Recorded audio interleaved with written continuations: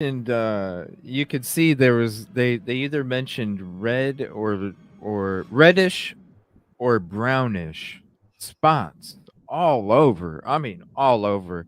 And as soon as they started talking about the microwave, that's when I was like, "Oh my gosh. What if he had the case of explosive?"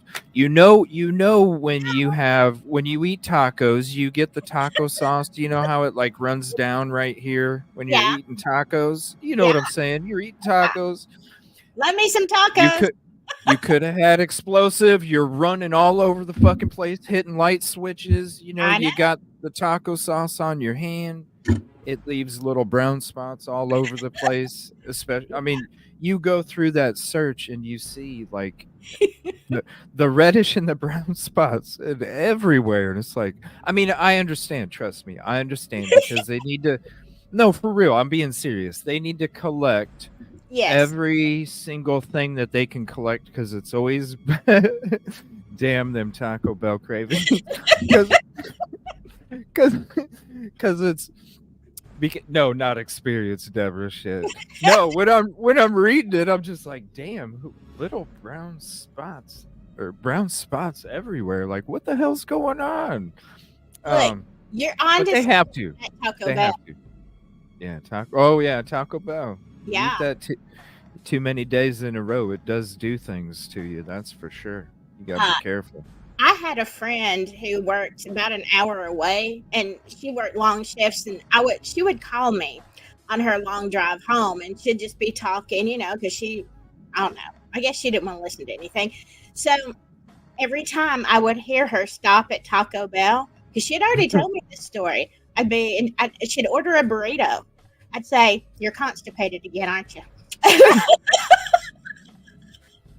Oh Like, shit! yeah, Forget the pills. You just but eat a taco. yeah, she said that was the only thing that worked. A burrito, just a plain bean burrito from Taco Bell. And I've never forgot that. So put a play in your meals. Thomas says, I have boycotted Taco Bell since it stopped making the Bell Beefer. I don't remember the bell beefer. That's old. That's old. Gosh, they've They lost have to, things. huh? They've It's lost all, good things. it's all changed though. It's all changed. It's so gross anymore. Like Oh yeah. back in the day, it really did taste pretty damn good, man. It tasted damn near like restaurant food, honestly. Yeah. Uh, but And now nowadays, man, it's just ugh, it's it so is it's gross. not even food. I don't know what that stuff is. Thomas, see, I didn't want to say how old it was, but I wasn't trying to say that. I just said, yeah, it's old. Taco Bell was my first job. Oh my gosh. Yeah, I used Oh to love shit. it. My kids still love it, and I'm like, that's not food. I don't know what that stuff is, but it ain't food. It's filler. That's what they call it. Yeah, Filler. except, and I'm not a vegetarian. I'm more of a carnivore, but their Fiesta burrito is all vegetarian. It is actually very good. The only thing on the menu I'll eat. I don't know. Well, and it's so damn expensive too. Yeah. Taco Bell, man. Jeez, it's like, yo, it's that expensive and it tastes that shitty. What the fuck is wrong? Nah, I'm cool. I'm cool.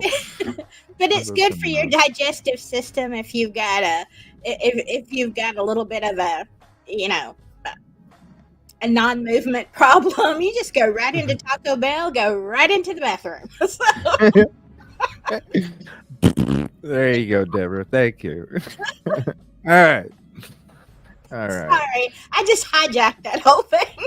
Oh no, whenever you come on, whether it's I'm on your show or you're on mine, we always have to have a catch up session here real quick before we get back into the topic. So it's all good. What's up, Detective? Kaboom. Yeah. I just referred to it as explosive whatever. So I didn't want to I didn't want to Yeah, I didn't but you had to be there though on the show that started that all. you know, What show was that? What show was that? So I I don't can watch even. that sometime. I never even rewatched it. I Yeah. think I think we were talking about strange news of the day or something like that. It was just a fun, Oh yeah. and I think that's the one it was on. And yeah, we never meant to get there, but there you go. And I now mean, they're all wondering if we're wearing pants. It's a beautiful thing to mess with people's heads. well, you sure did when you came in today. Holy shit. I know. Sorry. Boom with your own booms. All right. So these are defense attorneys or previous defense attorneys, and they're talking. This is like, I don't know, a week before the court hearing, a week and a half before the court hearing. Uh and they were discussing, like, if so the prosecution's trying to get the grand jury indictment dismissed because they don't feel that it was ethical. So, but the judge hasn't. What's up, Toby, over there on Silky's show? But the judge hasn't made a ruling. They were also discussing the IGG information. Um, because the prosecution is a 10th supplemental request for discovery for the IGG information, and they're supposed to be. Uh, the deadline is Friday, but I just think it's going to get delayed multiple times because I don't think they're going to bring it in because I have a feeling that the person on the chain of custody is part of the Brady Giglio, and Mm, it's part of another investigation. So that's the only reason why, in my opinion, they wouldn't be able, because you already had the chain of custody when you came up with the profile in December to arrest him. You obviously already had a chain of custody minimum. That's one of your first pages on your in your binder, is your chain of custody, if not the first sure. page. So what I think is because this whole time this is the 10th request, and I think the reason is because,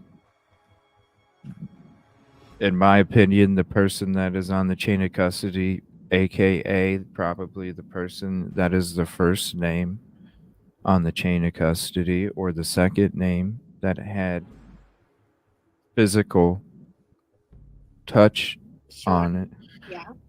that is part of the Brady Giglio.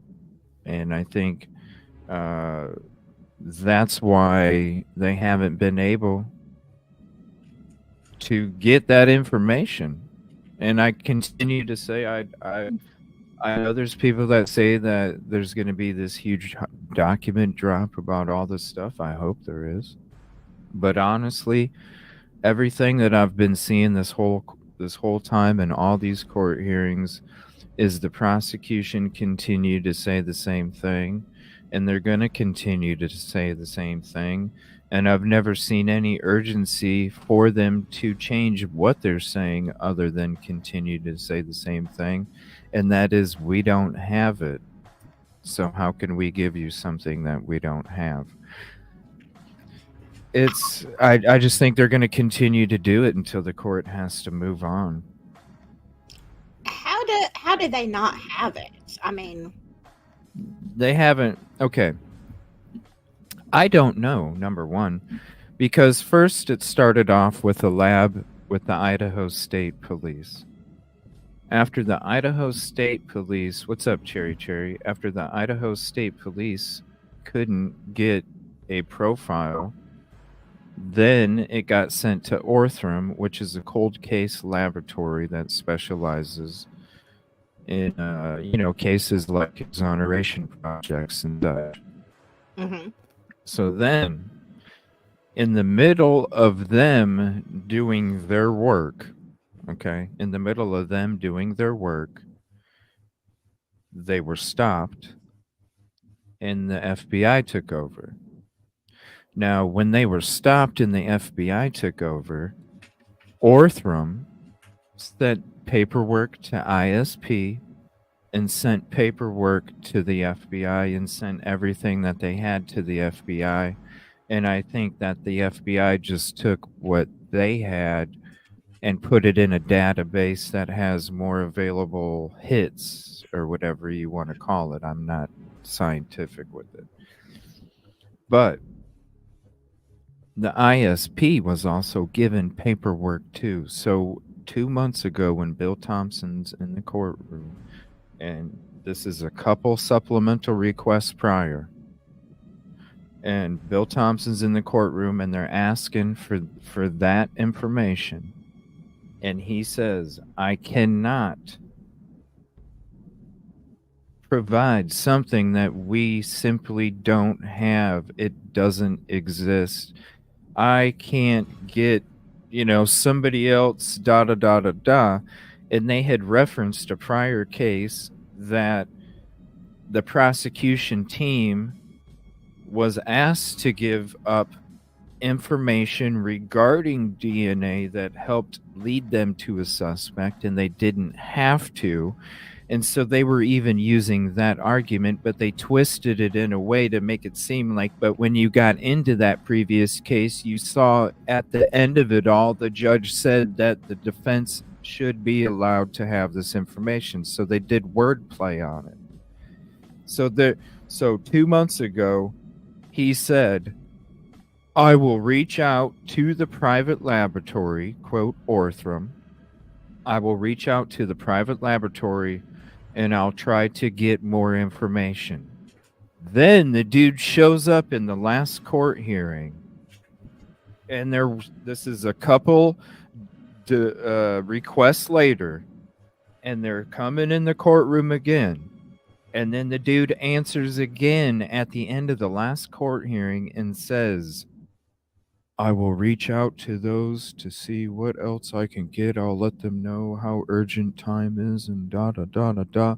And I'm like, dude, you're gonna tell me you've had the profile, obviously had a chain of custody.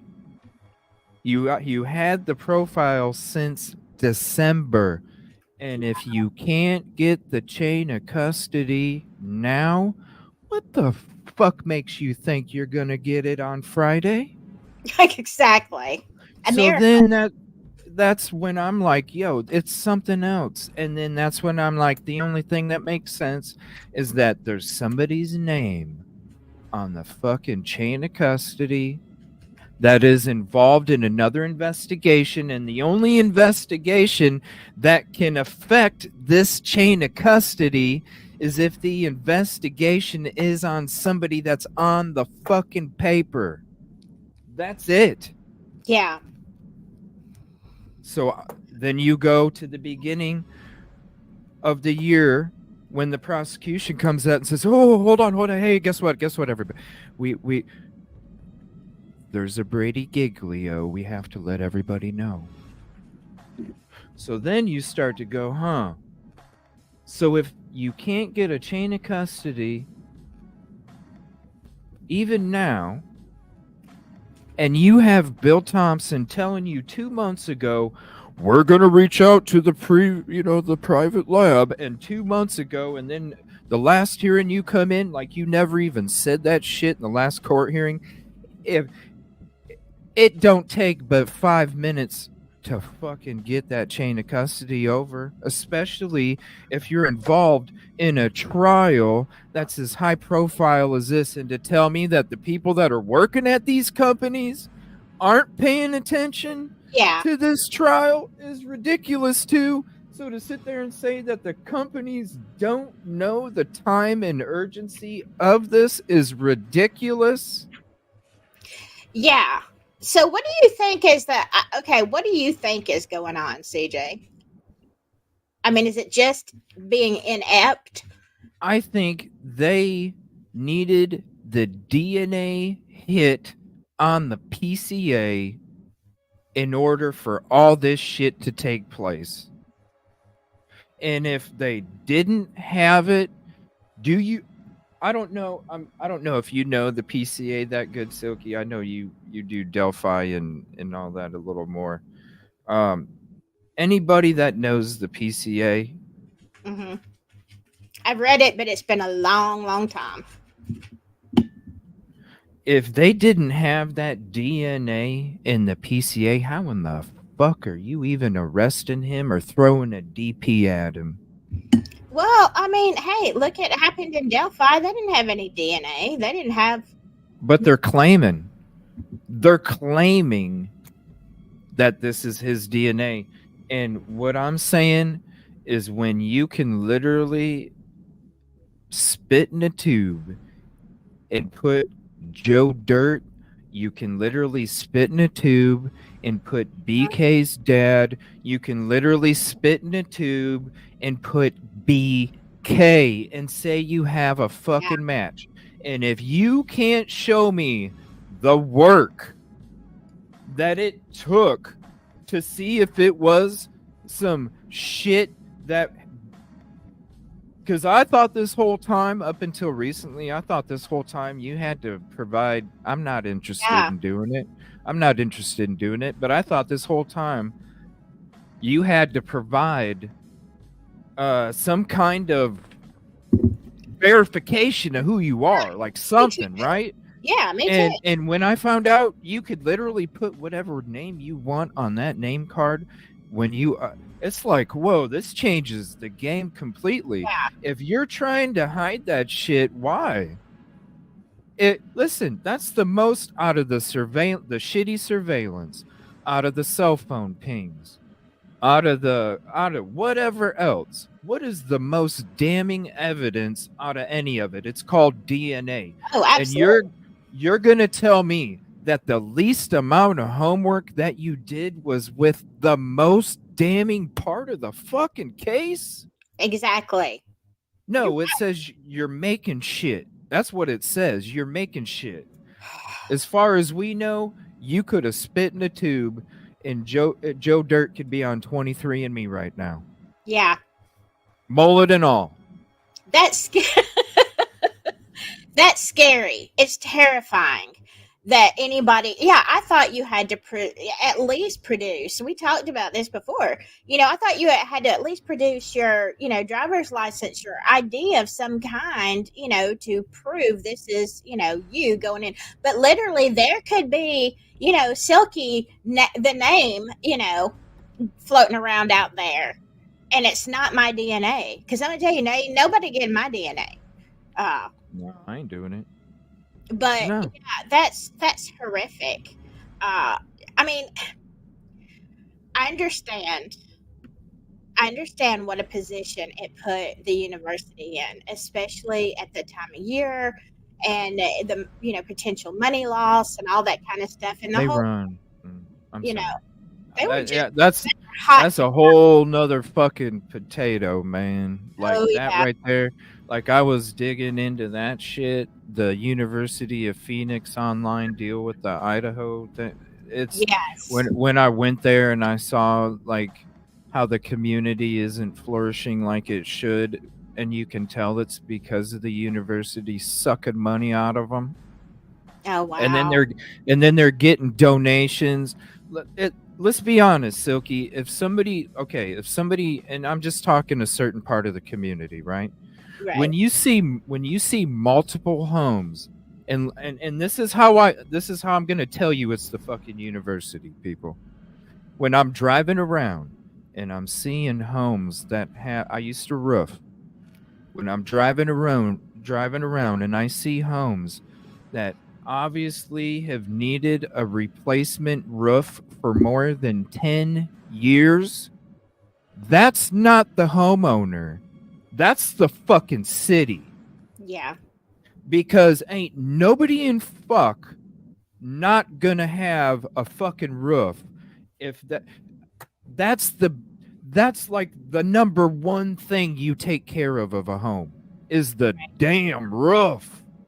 After that, you work on everything else. After that, you do that damn roof first. And yeah, if I'm driving around and I see multiple roofs that are obviously over 10 years past where they need to be, like it's like, yo, that is a city thing, and when it goes down to a city thing, it's a university thing, because the university not only gets so many tax exemptions, Mm-hmm. they run that fucking town, and they hold a grip over the community, because if they didn't have the students there, then Ma and Pa's burger shop in this economy, come on.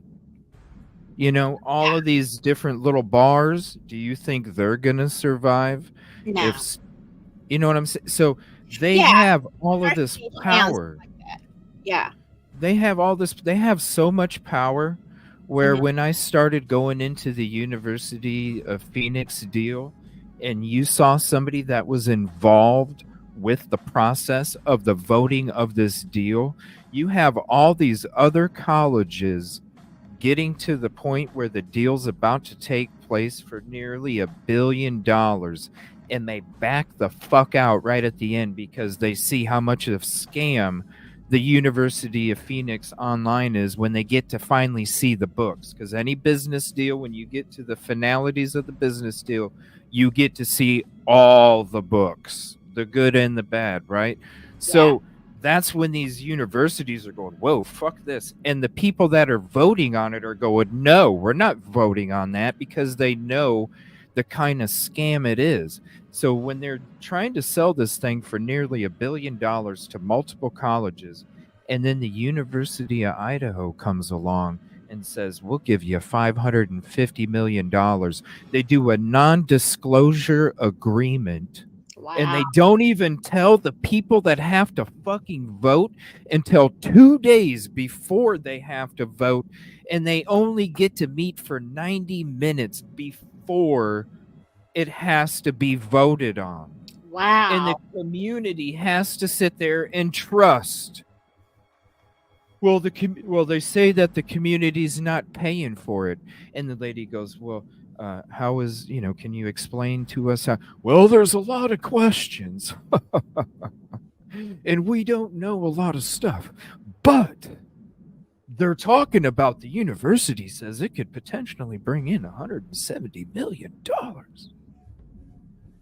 They're talking about the bouquet, and the university says if the deal goes belly up, then we're just going to pay $10 million a year. What the fuck is $10 million a year for the university when it's the community that's paying for the $550 million of the damn deal? The community's paying for it, so the community's going to be the ones that have to suffer for it. Not only are they taking donations for all these other fucking programs that the university runs, it's ridiculous. It gets up into the $700, $800, $900,000 range of donations of these programs that they run. And then they have the fucking audacity to fucking take over $200,000 in donations for the Memorial Rock Garden, Peace Garden, that's going to be on their fucking campus property for the victims of the crime. All of this is coming from the community. And so when I see the people that have a fucking roof that needs replaced over 10 years ago, it's obvious, and you see multiple in a certain part of the neighborhood, the rest of it's junk. When it comes to the student housing, you look at the student housing. When I go to the crime scene and I pull up in the back, Silky, that shit was renovated. We're going to get into this in a little bit, the whole committee meeting. That shit was renovated fucking 6-7 years ago. And I pull up to the back of the crime scene, Silky, and that third row deck, the wood, when it gets to the end of the fucking board, the wood is so rotted, it's splitting apart like that. Oh wow. It's ridiculous. They're Wow. sucking this fucking community dry, and oh man, this deal isn't finalized yet. I've been trying to fucking talk about it. Like, man, nobody's talking about it. It's another step closer. The president's zooming past subpoenas.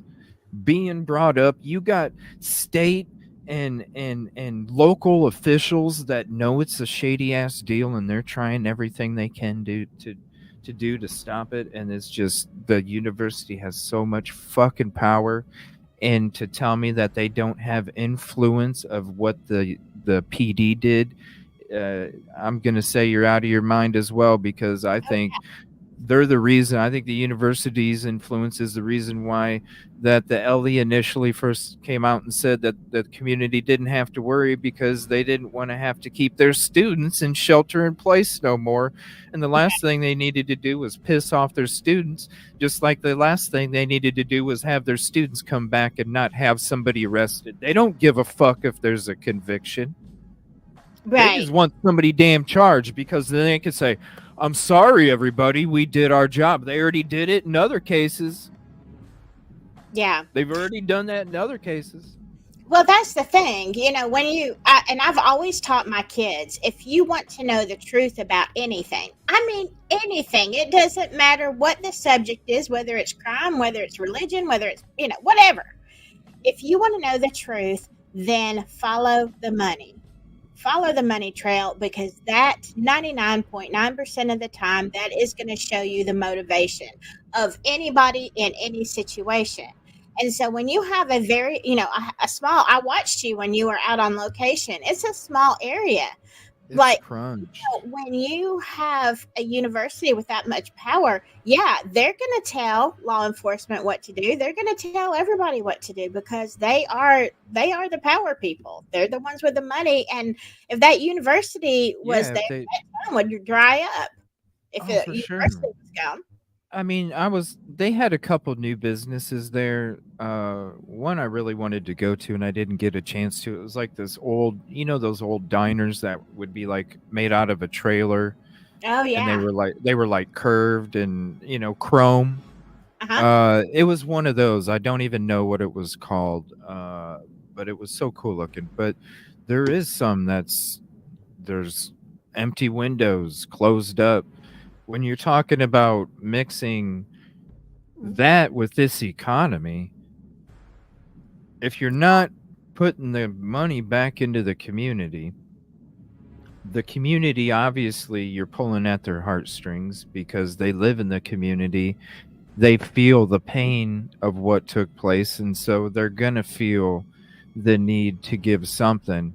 And you mix that with this economy, and then you're not giving back to the people. Like, come on, man, you're taking donations to make a memorial garden on your own property, when you're going to have the students designing and building it. You're going to tell me that who's ever going to bring the shrubbery and the rocks is going to charge you? I highly doubt it. They're going to donate it. You're going to tell me the sand, the products, the time, all of that stuff is going to be donated, materials or time, whether it's through students or builders or contractors or suppliers, or any of that. So Yeah. it's it's just, and it's such a small community too. There's not many places to make a living. I drove. It literally does not take very long at all to drive around Moscow, every street. Like every street, you're just talking a couple hours. It is not that much. Every street. It's Man. not that big at all. There's not that many, and there's not that many, there's nothing outside of that. So to say that somebody from Moscow can go to, another community that's like a half hour away, that's going to have more opportunity, it doesn't exist. Right. It doesn't exist. There's so much spread out, unless you go from Spokane to there. There's like little teeny towns that are nothing compared to Moscow or Pullman. Uh, there's just not that much opportunity there. So, um, I don't know. I just feel like this deal that's about to take place. Uh, I just feel like it's bad news. They're already getting the deals for 550 million. they're constantly having to settle lawsuits for half that price. So, your enrollment goes from over 600,000 and 210 Hmm. to less than 85 Wow. because of all these lawsuits, because all these students are racking up with debt and nothing to show for it, and they're in the courses that they took don't even they can't even be transferred somewhere because they Really? won't even accept them. The military doesn't even fuck with University of Idaho Online anymore. Oh wow. Now see, I didn't know all that. Yeah, the military Wow. don't even fuck with the University of Idaho no more. And it's just this enrollment trick. It's I'm gonna roll the dice and see if we just need those numbers. We can't have the numbers go down. They always got to go up. The president, the university, they don't give a fuck. They're gonna roll the dice because they just have to pay $10 million a year, and the headquarters of the nonprofit that's buying it is Hmm. at their fucking University of Idaho football field dome. That's the address for the company, is the Kibby Dome where they play. It's like, but they're not apart. They're distancing themselves. Um, Wow. And um, I've been watching a lot of videos. I've been trying to catch up on Idaho, but I mean, honestly, being in Delphi for so long, it's a slow go. But I've watched several different creators talk about, um, I don't know how to the illicit substances and how they go through sororities and fraternities and um, I guess it's sort of a way to make money too. You know what I'm saying? It's all and so it's hidden. But they've done a couple of busts and some other places, not Idaho, where I mean, they had a full fledged. What's the word? They had a fledged ring. You know, be YouTube friendly substances. That people are just making money here and there, and hand over fist, and they're covered by. Not saying that every college, every fraternity, sorority does that, but that they go under the cover of these places because here's the thing: when you have a small town, and I've said the same about Delphi, you cannot make the kind of money that you want to make, even as a lawyer or doctor or whatever. You're not going to get that kind of money that you would in a big city. So if you want to have, you got to have a second job, even in a profession. You got to have your hands in some other kind of pie. You know what I'm saying? especially with this economy now. um, and it's they just they just want this damn thing gone. They want the house gone. That's one of the reasons why I hurried up and flew out there, was because I thought the couple episodes before, I was like, holy shit, they're gonna tear this thing down. Like, they're not when the FBI goes in there, and you know the previous timeline was not feasible, but now it was. We're going in there to, there's people think that they're going in there to look for other rooms or whatever. I think they were just going, like they said, going in there to do scans, because honestly, the scans that I was showing, because it was like maybe 2 or 3 weeks after the crime took place, they had a team go in there that did the scans. The Mhm. crime scene, they like these 360 scans where they would set something in the room and it would do 360, and then they'd walk around with some kind of thing and it would like record and it just looked horrible. It made a leather couch look like it was corduroy, Yeah. and that's pretty bad. So, I'm thinking they realize, like, yeah, like the technology here, I was making fun of it like it was Nintendo 64 graphics and shit. Like, it was bad, and so I think they realized, like, yeah, this shit's bad. We need to get in there and get some actual uh shit that looks real. I mean, because the other shit was just like, It was horrible. It just, like I said, it looked like a Nintendo 64 game that had too much dust on the cartridge. You know? Do you Yeah, remember playing those games and yeah, you'd get some dust on the cartridge and it'd kind of pixelate sometimes? You know, you had to put it exactly. back in there. Yeah, get the little pixel because of the dust. Those were the days. And all right, so they're talking about the grand jury indictment because they're not getting any of the information.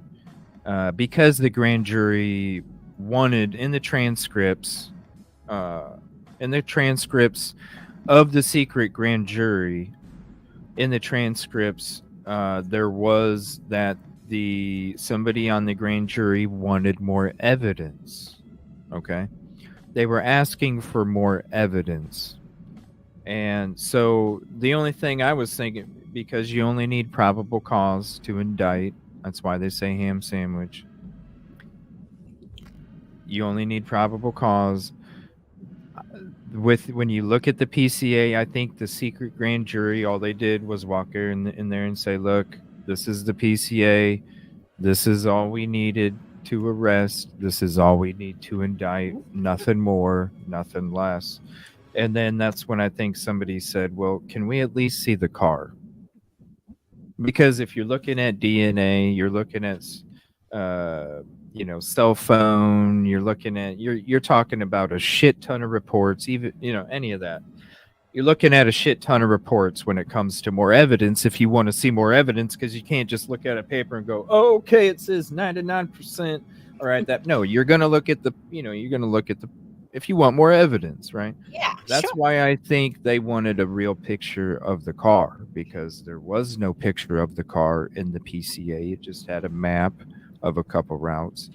Um, and also, when it comes to, like, when you're looking at what they put out to the public, they didn't even put out a picture to the public of a real photo of the car. When you got, one of the reasons I took the trip, you got all this surveillance all over the place.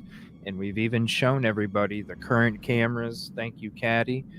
The current cameras, current photos, current clarity, like up to the second, you can see this. So to say that this was, when you have the Washington State University has its own program because crime rates skyrocketed 41%, and they have their own internship program with the university, with the Pullman PD, so the university can have students do criminal justice work and perform security on their own campuses to protect their own, because the chief didn't want to offer his own force to do it.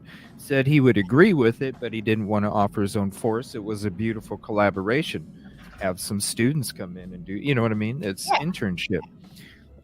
To tell me that stuff doesn't get backed up, to tell me after crime rates rise, to tell me that stuff doesn't get backed up, to tell me that you can't get, when you're talking intersections that are the most lit up, to tell me you can't get a photo, some kind of photo other than a stock photo where one of them has a sunroof and one of them don't, and you can't provide even a street cam picture, even if it doesn't have a fucking plate. Can we see a picture of the car? And I think that's what they were asking for more evidence. And then they just said, "Look, this is all you need. There is no picture of the car on it. You don't need that." And then they were able to continue on. Now, when it comes to some of the records of the people that touched the evidence where BK's connection came from, those things haven't been necessarily offered. Now, she's claiming that the defense did offer some things, but she said, based on what they offered, it's incomplete because there's way more to what she received than what they should have offered. And so that's one of the agreements. So she's claiming these things, and that the grand jury indictment was based off of uh, a non-ethical practice, basically bullshitting a grand jury to get an indictment so you can just because they were getting ready to one of the witnesses they won one of the witnesses BF. They wanted to question her in the preliminary hearing, and right before they were going to have that preliminary hearing, all of a sudden, woof, secret grand jury meeting. Bethany Funk, according to Richard Batante's affidavit, Bethany Funk has exculpatory evidence that shows that BK isn't that, isn't the person, and has experiences of her own that could not be described by any other witnesses. So she knows something, and Yeah. something she said doesn't match, and that is not in the PCA. So they're talking about should it be dismissed. It's hard telling because you don't Yeah. have the information. I mean, yeah, it's you don't want to take the chance if he is guilty. You don't want to take the chance of having somebody out there like that could commit another crime or run away and you'd never find him again. But at the same time, this thing of arresting people on flimsy evidence or stuff that hasn't really had time to process, you don't actually have it. I mean, that's got to stop. I understand everybody was in an uproar. I know people were scared. People were not sending their kids back to Idaho because of this. I get it. It's bad for business, but what's also Yeah, big time. business is having a case like this and too many questions, too many things that don't add up or that can't be proven. Now, I know some of that comes out in court, but the shenanigans have to stop. I mean, come on. Hmm. Hmm. The fact that okay, yeah, I'm not saying he couldn't. You could. It's a probable cause. You could say, yeah, the vehicle is here, here, here. But I'm Yeah. saying you can't. You can't charge somebody with a DP when you can literally. I'm not saying it wasn't a match. I've always said innocent until proven guilty. I've always said, hey, I don't entertain the extra positive, just like I don't entertain the extra negative. That's Hmm. just who the fuck I am. I'm not Yeah. entertaining either one because really, I'm not having somebody up here glorify BK when the dude could be guilty as fuck. Yeah. Fuck no. And I'm not having somebody up here trash BK when the dude could be innocent as hell. I'm Yeah. not doing it. So I don't entertain either one because it's all about innocent until proven guilty. Yeah. Yeah, you can bring somebody in and question them. You can bring somebody in and take a sample of their DNA. You can interview somebody. You can go interview somebody and collect a sample of their DNA. You could follow somebody in town and go collect a sample of the DNA.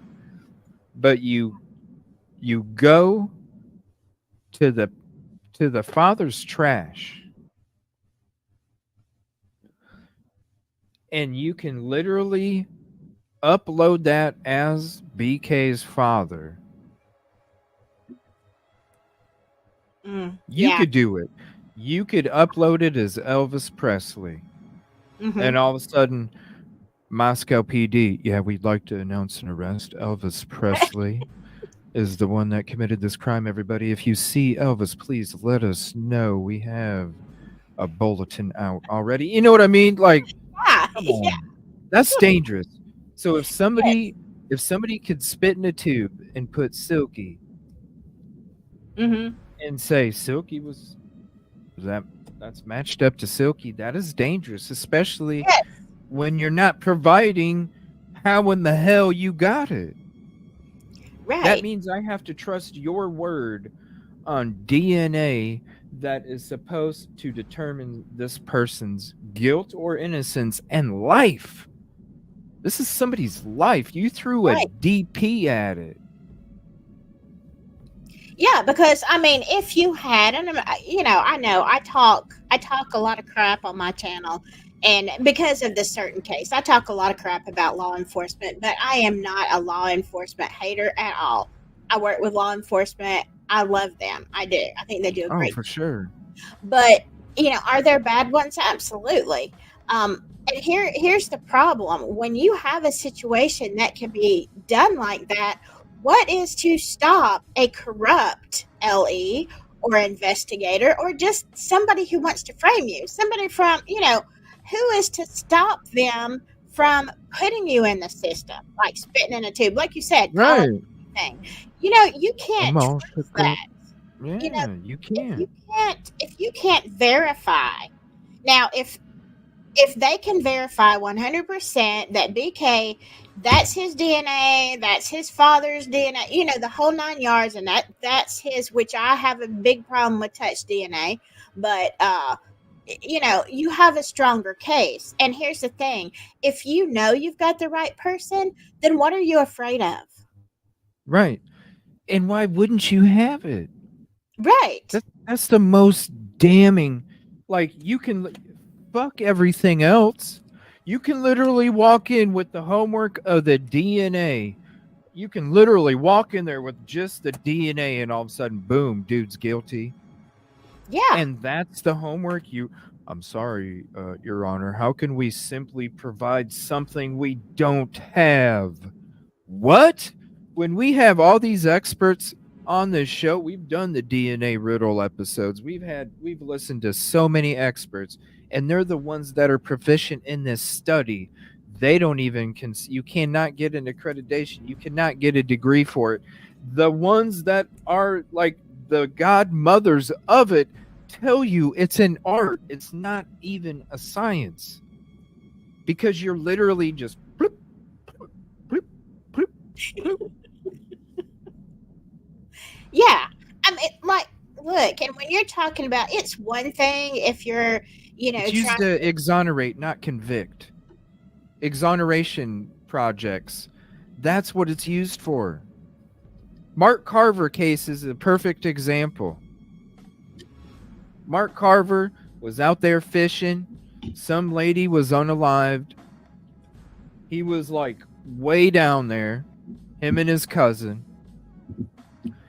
The LE comes over there. Hey, did you happen to hear anything? No, we didn't. We're just out here fishing. He shakes the officer's hand. The officer goes back, opens up the back car door of her car, and then all of a sudden the dude gets convicted for her freaking crime because his touch DNA was on the freaking door handle. Yeah. It's scary. I mean, we've Like, talked about that that's before. It's terrifying. we're not saying that. I'm not even saying that it's a corrupt. You know what I'm saying? I'm not even saying that it's corrupt. Right. What I'm saying is you have to be careful with this kind of DNA because you can listen, Silky, you don't even have you could be wearing that hoodie you're wearing right now, right? Yep. You could leave it in your friend's car, okay? You can leave that hoodie in your friend's car. Your friend throws her eyeglass case on the passenger seat that just happens to land on your hoodie. Then she takes the eyeglass case and goes to her ex-boyfriend's house and commits a crime. And Mhm. when she went there, she set her eyeglass case on his wallet, and she took the eyeglass case with her when she left.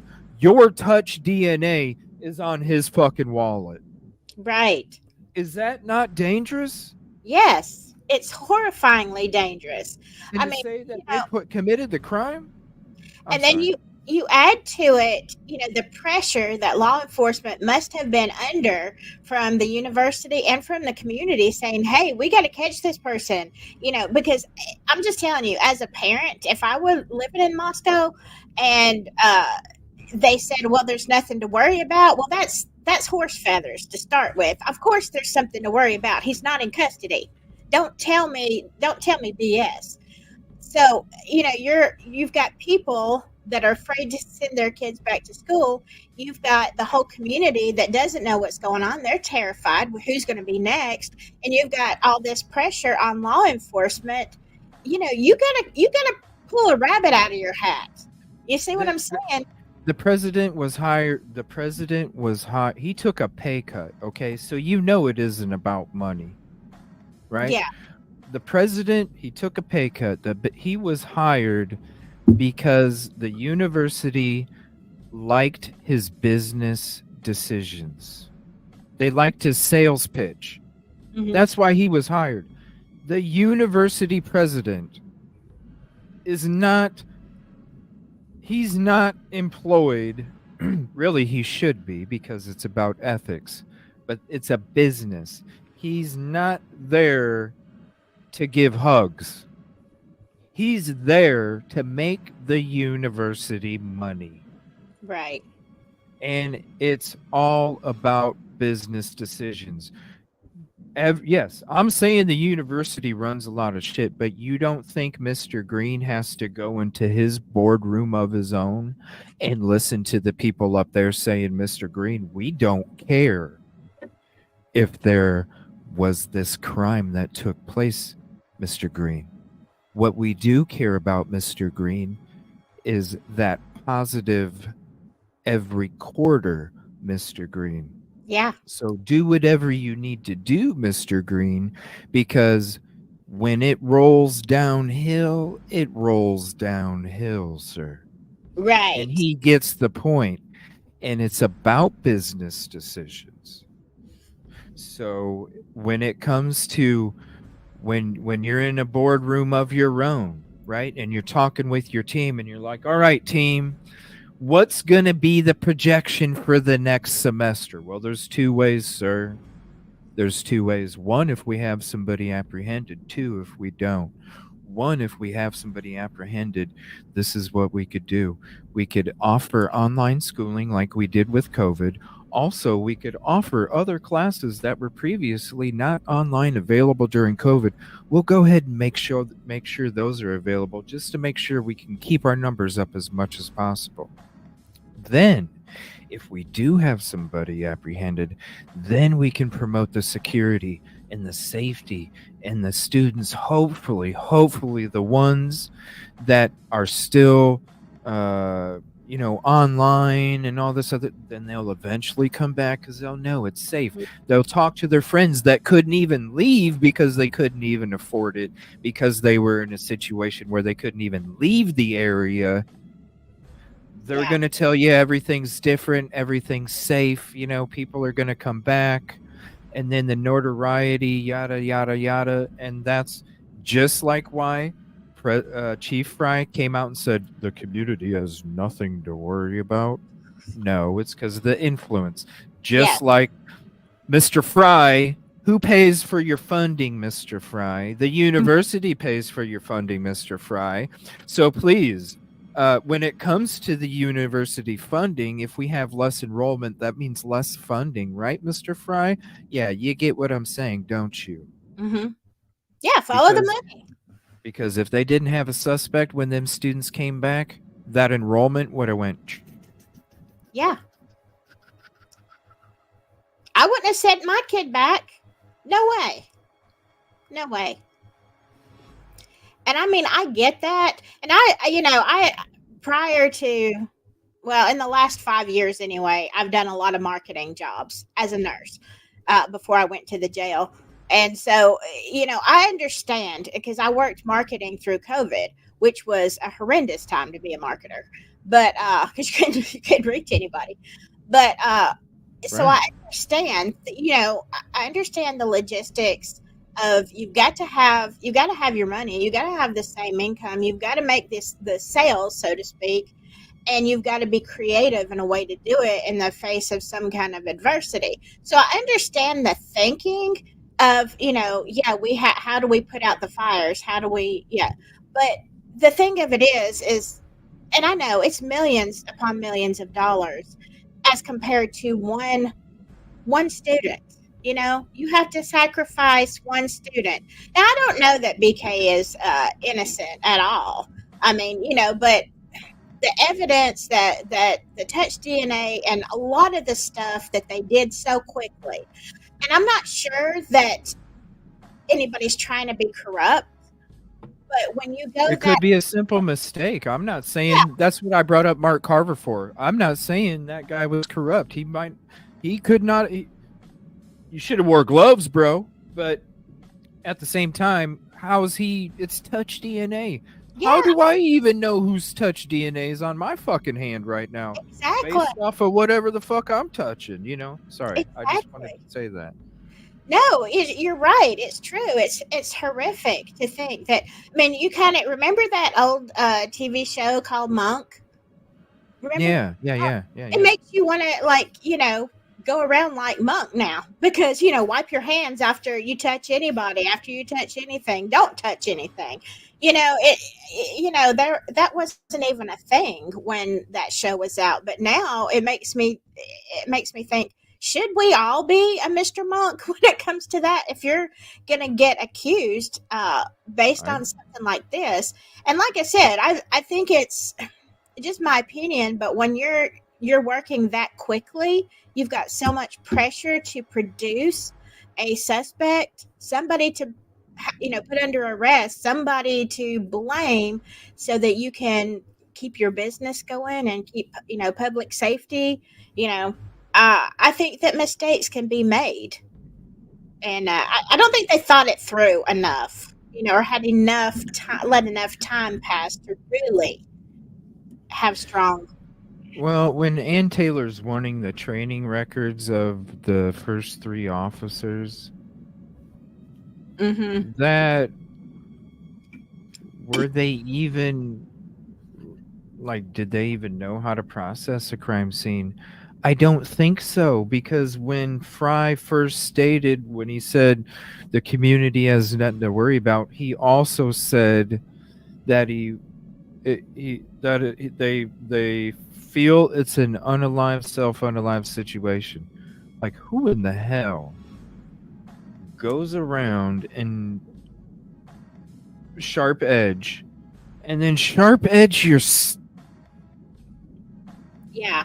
normally it's a different outcome. You never hear of that. Usually it's something else.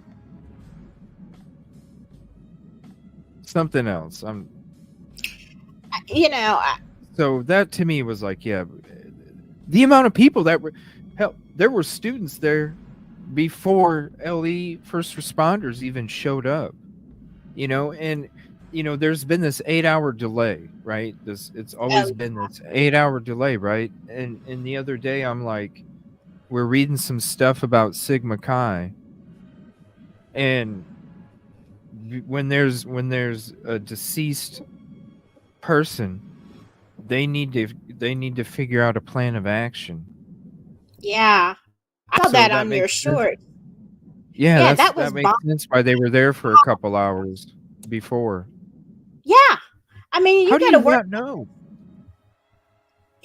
but you're right. That makes perfect sense because we've all been asking this past year, how in the heck do you wait until practically afternoon to tell anybody that there are 4 deceased people in there, and or call 911? But yeah, that's horrible. I don't understand, CJ. I understand that people have to do damage control, but is that even legal to not I report a crime? I don't know how, Silky. When I started out my detail profession, when I started out, I was detailing hearses. Wow. Okay, the vehicles, there would be vans because the funeral companies, it was limos and hearses. So the funeral companies would use like vans for transport, right? Hmm. Now, the vans were part of the funeral fleet, and so it was part of the. Now, I didn't detail them. It was just part of the business that it came along with the hearses, all right? Because the limos go with the hearses, yada yada. But anyway, when I'm cleaning these vans real quick, these things, they were obviously used to transport. So you're talking about subjects in a bag, all right? Mhm.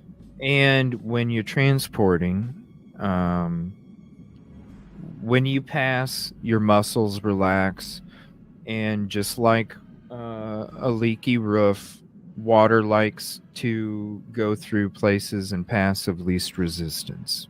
Okay? To tell me, I could barely even make it out the damn garage as soon as I opened up the door, because sometimes they'd be slick and try and Yeah, bring it up because they didn't want to clean it out and they thought they'd be slick and nobody would know because they had to drive around in that vehicle the whole time thinking nobody was going to smell that. yeah, And when it's literally 20 feet from my freaking garage door and I walk out and I open my door and I'm like, yeah. Ugh. Jeez. you're going to tell me You're gonna tell me nobody? There's no way. With those kind of injuries, Right. you're fast tracking what I'm just talking about. You're fast tracking that process with that brutality. Yeah. To tell me that nobody was I I don't know how. When I first, because they tried doing it a few times and then I snapped too many times. It's like, yo, you need to fucking stop doing this because I'm not doing this shit. I'm not certified.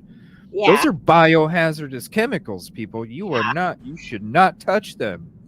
Like for real, you need to be certified to clean that. But the first time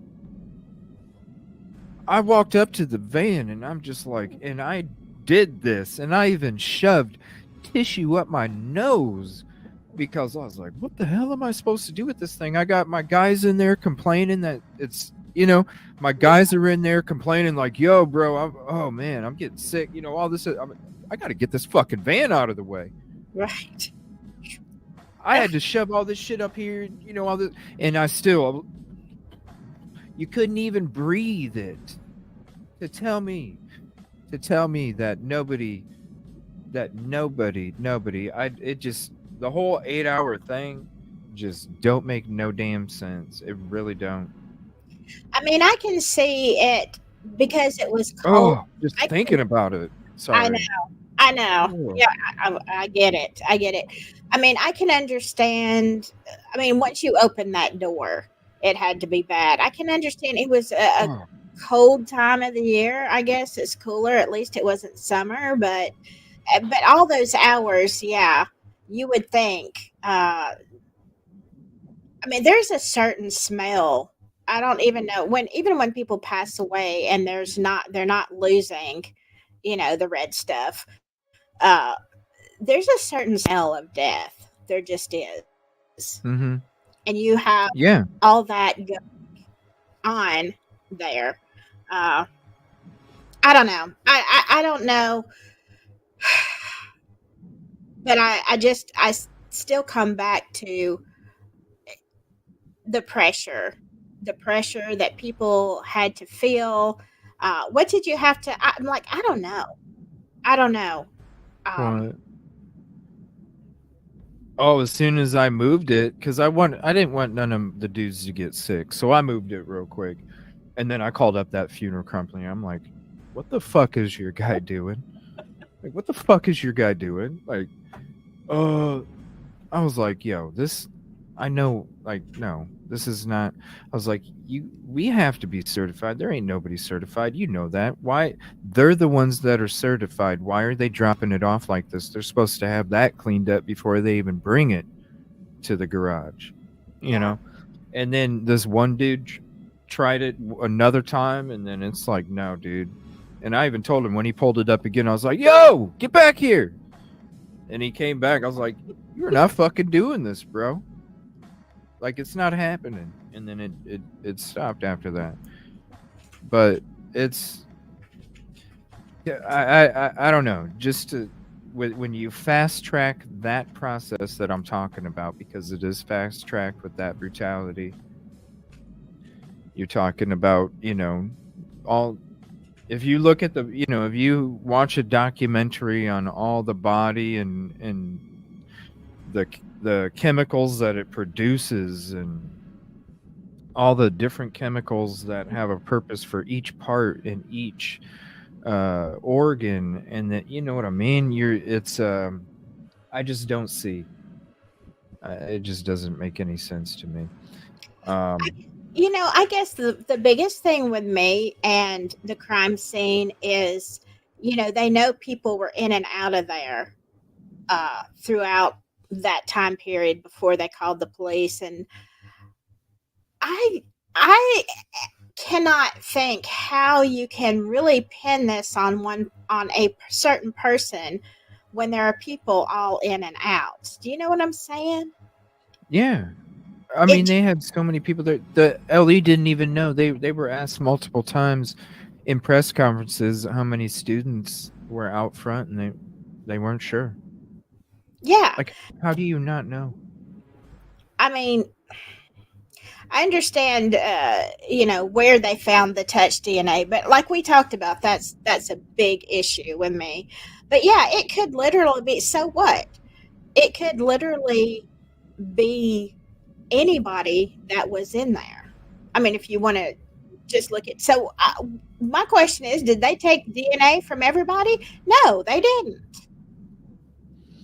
I don't know. They got 3 unknown male DNA or Right. sources or Yeah. whatever that didn't what did they say? Didn't qualify. They didn't qualify. Right.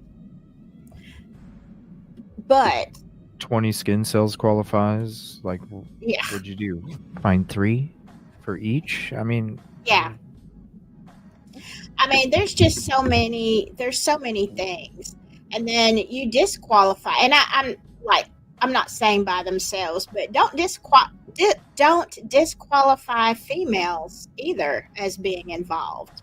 Maybe not by themselves, for the, you know, unaliving of 4 people, but like you really need to focus on everybody, and you can't, because in a situation like that, do you really know when everybody's traumatized? Do you really remember every single person that came in and out of that apartment? It's not like they had a sign up sheet. Oh, to go in, here, sign your name. they had a huge party the night before. Right. A So, huge party. how do you know? How do you know anything? How do you know that how do you not know that maybe BK was at the party the night before, Hmm. brought it as a gag or something, and then accidentally left it there? Who says it wasn't a gift and one of the victims didn't pull it out to try and defend herself? And then the person that really committed the crime took that as a souvenir, and that's why the sheath was left behind. Maybe BK gave it as a gift to one of the victims. You I know what I mean, mean? yeah, and It, we haven't heard anything, and we won't till trial, and I get that, but we haven't heard any of his explanation of how that got there, or even the touch DNA. What if he was in the neighborhood, and there's a lot of people coming and going, and he literally just bumps into the knife sheath? What if somebody's wearing it? I don't know how they do it in Idaho, but I can tell you here in Alabama, people wear their knives in sheaths all the time. It's just a thing. Everybody got a knife, and well, they're assuming, and this is all assumptions, because just because you find a Dickie seat, a Dickie receipt in the closet, doesn't mean shit. But they're saying the reason the sheath was left behind, the assumption is because he was wearing a bodysuit. That's how he was not able to have any of the victim's DNA tied to his home, office, or vehicle. And that's well, how they don't know how he left the crime scene either, I'm according to them. I'm just going to assumptions. say this, and this has always been a question for me about that knife sheath. If you're going to commit a crime, now I know there's some dumb criminals. We've talked about them, but if you're going to commit a crime of this magnitude and you study this kind of thing, how stupid are you to leave the sheath there? Like I can't believe anybody could be that dumb. You know, it seems more likely that that knife was already there and could have been used as a weapon. I mean, I'm just saying it would. I mean, I could see because we did hear different things about upstairs and how the first crime maybe was out of the blue, but the second part of the upstairs crime was kind of like, whoa, there was some, Sure. some resistance or whatever. And who knows? Like, who's to say that? I I don't don't know. Who's to say it wasn't somebody grabbed for self-defense and then that person that committed the crime took it and said, because they never found the weapon, and right. maybe they like to keep souvenirs. No, wouldn't Hmm. that be a souvenir for that person? Absolutely. For a twisted mind to be able to do that. But that's why I'm saying, like, how could you buy and know that you had a certain weapon and not and just leave the sheath? You would stay at the crime scene. It's not like somebody was knocking at the door. You know, you wouldn't leave the crime scene, in my opinion, without all of your weapon. But I mean, stranger things have happened. I guess it could have, but I just think it's more unlikely for someone who studies criminal justice. Like, you failed that Or, class. I mean, think of crime. Crime brings up a good point here. What if he's the DD driver and the actual, they went and touched the DoorDash delivery. Uh huh. She's right. Who's to say they didn't go touch the bag of the DoorDash and then went and picked up the sheath? And that brings me to my point Yeah. when it comes to why it's not being offered the chain of custody. I wouldn't that be some shit if it really was the person that is under the Brady Giglio for falsifying shit in the past? Yeah. That actually is the one that touched this shit, and That would be. this is gonna be some shit where it's like Furman and OJ, not those reasons, but it's gonna be Right. like, yo, you did this shit in a previous case, and you're the one that touched this stuff. Yeah. That would be some. That would be some stuff, wouldn't it? They're just gonna wipe that shit off the counter. Mm-hmm. Maybe that's why they don't want. I don't know. I'm not saying they do. I'm just saying that's one of the assumptions is that the Dickie's receipt, the Yeah. Dickie's receipt. And they don't have belt loops. No, they Yeah. do not. So they're saying that he would have brought it with and then took it off to commit the crime, and then that's how it would have been left, is under the assumption of how he would have done it and happened to leave it behind. And right, bringing it with you is foolish. Or like, if you are driving your car there, why wouldn't you take it out of the sheath when you're like in your car?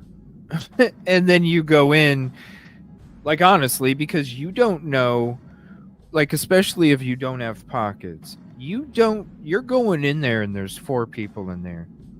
You don't know if you're going to need your other hand to defend yourself or to grab onto something because you got the weapon in the other hand. Like, why would you be going in there, sheath in one, weapon in other, and then you have no available hands to grab or or resist with. I don't. It doesn't make sense to me. Right. Yeah, good point. Very good point. It is a good point. It's foolish. Yeah. Just like it's foolish to drive around all those cameras, it's foolish to pull up in front of the crime scene like you're the first time delivering a piece of pizza and you don't know if it's king or queen because it's all confusing and shit when Yeah. it comes to the roads out there. Uh, I never purchased an Elantra. I drove an Elantra. It was a rental because my car was in the really? shop. Yeah, I actually liked it. It was a 2018 or 19, somewhere around in there.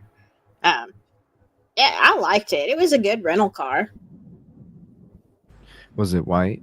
It was white. Whoa! It Was was it white. was it 4-door or 2? Even though it's a couple years later, but I believe. Let me think about this. I believe it was 4-door. I think. I can't remember because I remember taking it though. We went on a cruise, and my car was like it was on recall. Oh my god, that was the worst recall ever. They had my car for when they pulled it in. Uh, they hadn't even started manufacturing the parts that could fix it, and they're like, "You absolutely cannot drive this car because it was the airbag that had shrapnel." oh, And so they said, "You can't drive this car, but we're going to give you one." And I'm like, "Okay, how long is it going to be?" And they said, "Well, they haven't even started manufacturing the parts for this yet, so it's going to be a little while." So I had a rental for about 4 or 5 months, and they're paying for it. I'm like, good. And a good portion of that time, I had a white Elantra, and I think that was really? yeah, it was brand new. And I'm thinking it was either 2018 or 2019, maybe 2018. But yeah, it was a good, reliable car. Like I said, it was new, so it actually was a good driving car. 4 doors. I think I'm in West Virginia. I was pointing out white Elantras left and right, but told myself I was crazy because this happened in Idaho. Come on, yeah, like anywhere you go, you can see them. Mm-hmm. Yeah. See, I'm thinking. VJ, if you join other conversations, you'll know it's not just about that, buddy. But check out the playlist. I'm sure you can get some good information off the DNA from that. But yeah, that's just part of the conversation. Right, Carrie. All right, here's the Murdaugh sentence. I told everybody we'd switch to this when they're starting to read it. So I'm interested. Now, this is supposed to be all of the financial crimes. Yes, sir. Mr. Murdaugh, or Murdaugh. Thank you, Your Honor. No, I'm good. I'm good.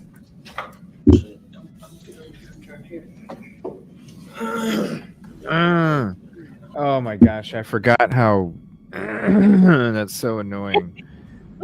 I forgot about it. It's been a while since I watched Murdaugh. We'll be listening to him some more because we're gonna be having a Stephen Smith episode coming up. So let me know when you're available because I'd like you to be on for that one. I definitely want to hear. I want to catch up on that one. Yeah, let me know when you're good for that. I should be good Sunday or Monday for that. Maybe Saturday. Okay. I don't know. One of those days. Yeah, let me know because we're going to be doing one on that case too soon. Okay. I'd like to have you on, so yeah.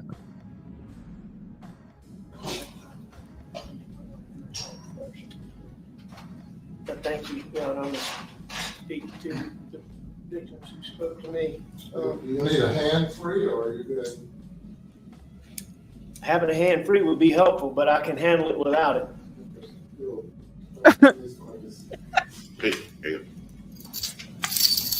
You better, motherfucker. I mean, God damn. Hand him a glass of sweet tea while you're at it. That'll make him. Right.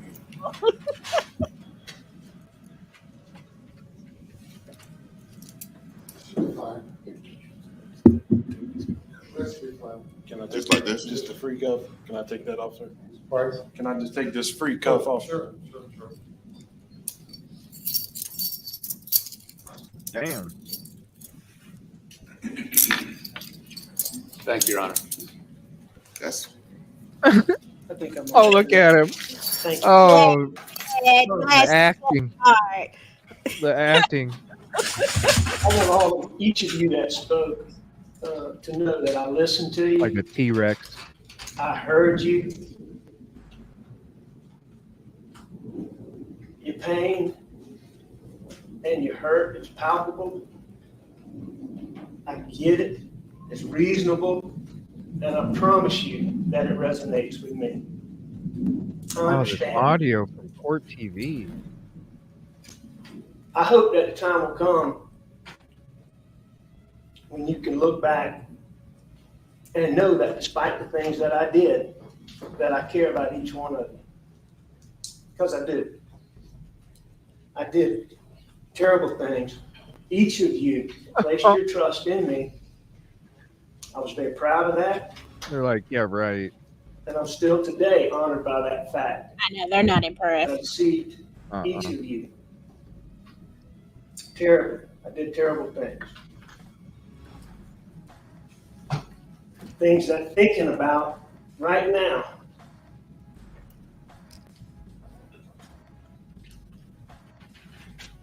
Caused me to be hurt. Caused me to be disturbed. It is so important to me that you know how bothered that I am by the things that I did. And that's important to me.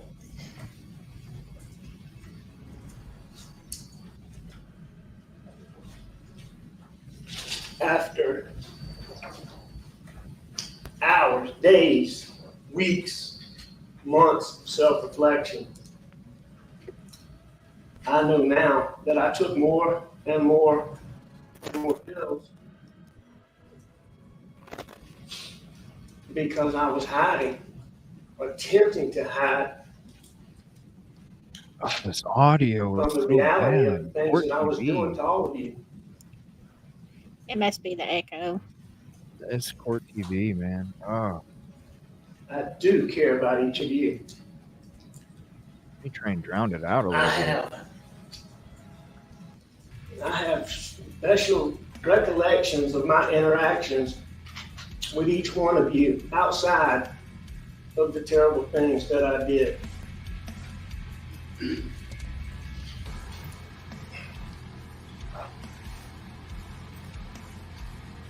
Exactly, truth seeker. JJ.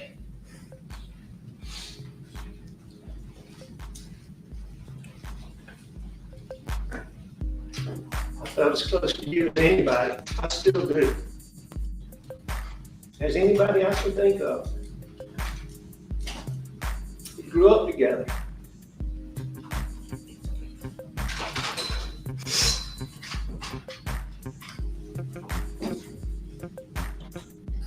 With JJ, we hunted and fished together, alone, all over the low country.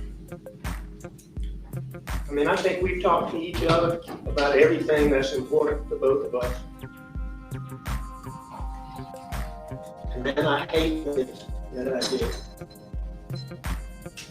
Our daddies were the best of friends. I mean, I mean it. When I say that I care about you, as hypocritical as that seems in light of the things I did, it is so very true. I did care about each of you, and I still care about each of you. Michelle, I can't think of a bad day that a hug from Miss Carrie and a kiss from Miss Carrie that she would always give when I would see the two of you, because I never saw one without the other, that wouldn't make better. And it was usually accompanied by some sage advice or words of wisdom that were always so perfectly appropriate for whatever was going on. I truly love her, and I love you. And I am so sorry. There's so many others that aren't here today that I hope will listen or be listening one day, like Dion. Dion's daddy, one of my dearest friends. I can still remember going to Dion's graduation, spending time with him. One more thing, JJ, going back, I do want to tell you as to how close I feel to you. My wife loved you, and you are absolutely right about everything you said, but you are dead wrong about one thing. Damn, you And I said would never dead wrong. Dude, what the hurt Maggie, and I would never hurt Paul. dead wrong? And it is important to me that you know that. Because she did love you. And I hope you know that. And I hope you know that I mean what I say here today.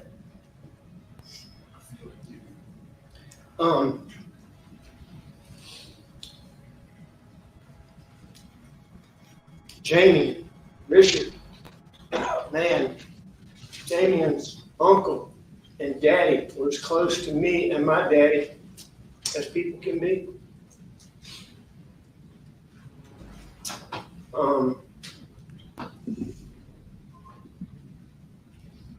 Lord knows, Tony, I went to elementary school, middle school, high school with your aunts and your uncles. Ginger, how many classes did we have?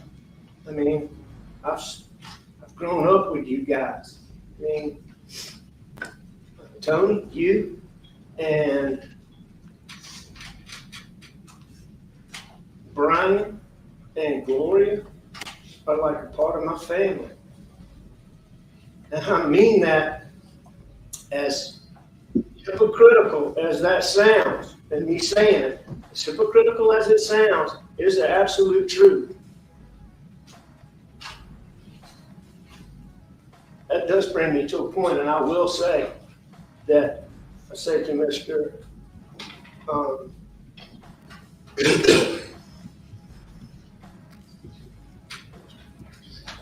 Mr. Bland, Maggie and I raised our two boys with input from her mom and dad and input from my mom and dad. But we are the people who raised those boys, and us alone. With the help of my sister. Now, with that being said, Eric, with that being said, there is no person, period, that was more important to my family than Gloria was. To all of us. You did her in, bro. To me, Exactly. especially to Maggie. Right, Carrie? To Paw.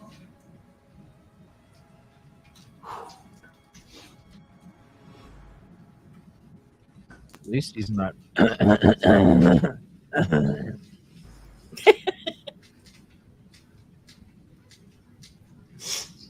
That's the biggest load of crap. Because we adored her. We need to do an episode on this shit again. And I hope you know that. And Buster. And me too. I adore her. And I am so sorry. So sorry for the things that I did. And it is important to me that you know how sorry I am. Oh, we know you're sorry. I did Yeah, and how much he cares about them. That's why he didn't do to them what he did to his own fucking family. That's why he didn't do to them what he said was the most important person to the family. Oh, My ass, motherfucker. he said, "Oh, you're like family to me." But he'd kill your Right. family, so I Man, wouldn't want to be like family to him. I'm telling you that much. right. And then the did like bro, you sit in a jail cell, you couldn't have prepared something better where you don't even say like dead wrong, and then you go talk about you say dead wrong, and then you talk about your wife and your son. Like, what the are you not aware, man? No. That's what it is. It's narcissism because you're just not fucking aware. You're Yeah. going in there giving a fake ass apology. Manipulating. You see the way he's got the one guy in tears, bringing up memories, making this other guy, have actual feelings about. I think this other guy, the one on the left, had really cared about Alex. And so, yeah, he's pulling all the emotions to make this guy, feel something while he's just manipulating. That's just crap right there. Yeah, I mean that's what they've been. It's when I talk about these small communities, right? And how they're all tied together and how they have all this influence and shit. This is the same fucking thing.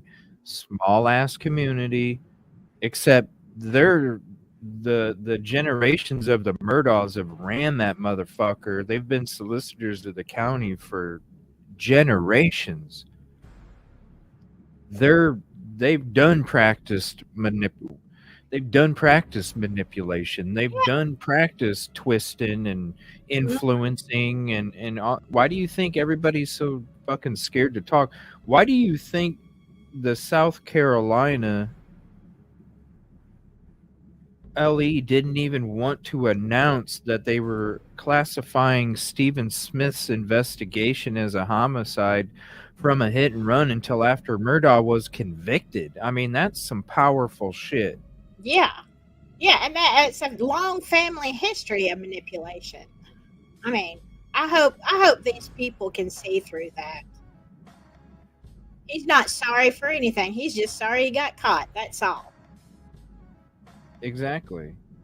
And when you can say insensitive words like dead wrong about my wife and son, like, dude, you could have used some other kind of vocabulary Yeah, for sure. for that, like, really.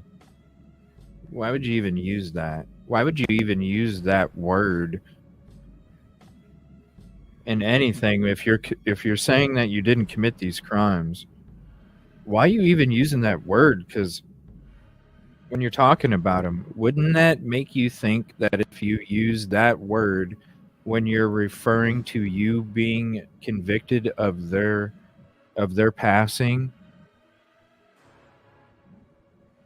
it shows no awareness. No. The fact that you're even using that word, I would almost feel like if I really didn't commit the crime and I'm talking about my son and my wife, I would almost feel dirty for using that damn word when I'm talking about not committing the crime if I was convicted of it. The last thing I would use is that damn word to be describing anything when it came to my wife. Exactly. Yeah, he has no awareness. None. I usually give people the benefit of the doubt, but I can't. You can't. There was just. I mean, you look at all these damn cases that are connected to them, and it's just. It's a family heritage that has been getting away with shit for years. Was used to running things, and it's part of the heritage where it's gotten to the point they're at the generation where they didn't have to do all the hard work to get to where they are. So you have it got down to the generation that they didn't give a fuck about covering their backs and shit because they were so damn cocky at that point that they've been getting away with shit for so long, and they saw it and they thought, well, I don't need to hide shit on my phone because we're too good. I don't need to worry about shit. And that's where the downfall starts. And that's why you're seeing a lot of the shit, because they didn't even reopen, or they, I shouldn't say reopen because it was still open. They didn't reclassify Stephen Smith's case until they got into Paul's phone. Yeah. I mean, what the crap? Well, I mean, because when you're in a small community like that, CJ, you know who has the power, and you have to live in that community. And Yeah. there's just things you can't say. I've said the same thing about Delphi. You can't. There is a certain point where if you want to live, if you want to stay alive, and clearly the Murdaughs, could handle that. And look, I'm not even sure how many people were affected by him. That maybe it wasn't to that degree, but had something. Look, it's been going on for, like you said, forever, and that's why I think people just kind of let it go, because you live there. Unless you're going to move away to another city and another state, uh, you're just not going to say anything. You let these things happen. Well, it's like the body cam for the Mallory Beach. The they had the boyfriend of the girl that went over the boat, and they couldn't find her, Mallory. They had her boyfriend in the back of the squad car, and on the body cam, they were asking like who was driving the boat, and he told him, and he's like, "You know that name?" And Jeez. officer said something, and he's like, "Good luck." Oh wow. Good luck. Yeah, like basically, like it's That's the way it is. Yeah, like they know they've already been the community. They've already been there for generations. The community's already been. I mean, hell, Sandy Smith was even talking about the influence of them and how people won't say nothing. Mhm. I mean, when the own state investigators don't announce shit because they know we didn't want to release anything until the conviction of Murdaugh, because we wanted to make sure that people were comfortable to talk. Like, that says a lot right there, when your own state knows the kind of power that they possessed over there. They still do. Sure. Oh, absolutely. They still do. Thank you, Danny. I appreciate that. Yeah, please hit the like if you haven't yet. It's the free way to help. Yeah, you already know. Like, that's why dude gets in the back of the squad car. He's like, "Good luck." That's Murdaugh. Good luck. And that's what they did. As soon as they all got to the hospital, all the Alec, Randy, and Daddy all showed up and started, "We'll represent you. We'll represent you," because they knew who the fuck was driving. And Yeah. they knew, like, they knew that shit. We gotta have a show in this I sometime. mean, that should be your first red flag. If an attorney shows up at the hospital saying, "I'll represent you," you better know that there's another motive to it. Shit, when you got Sandy Smith, she's sitting in the fucking police department with her husband, and they're waiting to ID Steven's body. And Randy's calling up saying, "Hey, we'll go ahead and represent you, Right. pro bono. We'll go ahead and do that for you if you'd like us to." And she's sitting in the fucking waiting room going, "Damn, we haven't even ID'd Steven's body yet." And as she's driving home from IDing the body, she drives by the crime scene and she sees Alec and Randy standing there at the fucking crime scene. Yeah.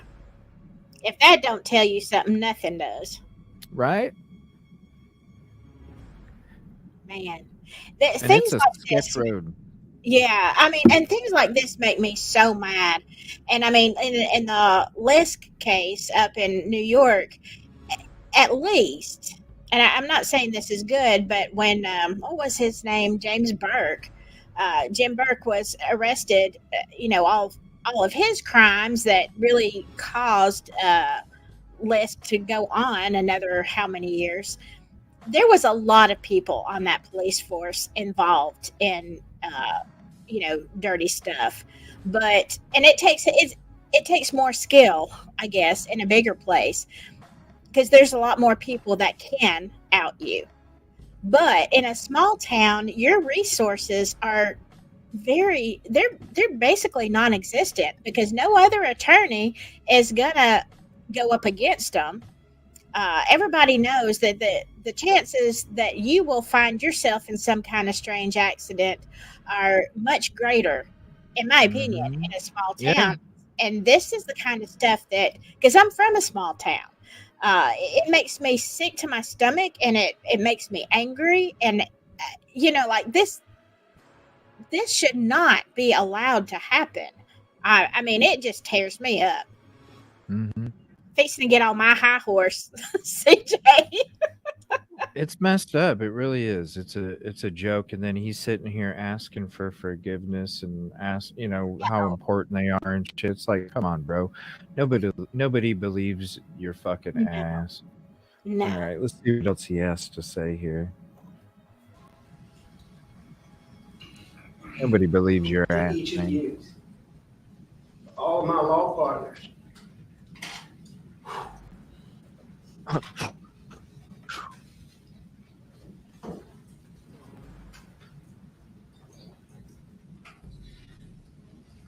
There's no guys.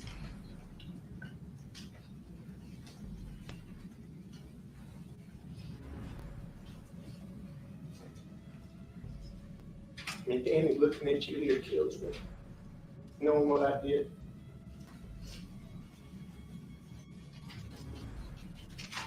Yeah, You Thomas. guys, And that's another thing. I'll pause it real quick here for a second. Yeah, Thomas, Randy's a personal injury attorney. Yeah. And you're showing up for that kind of crime. I don't think so, buddy. we shared every facet of my life with every member of my family. You are my family, Dan.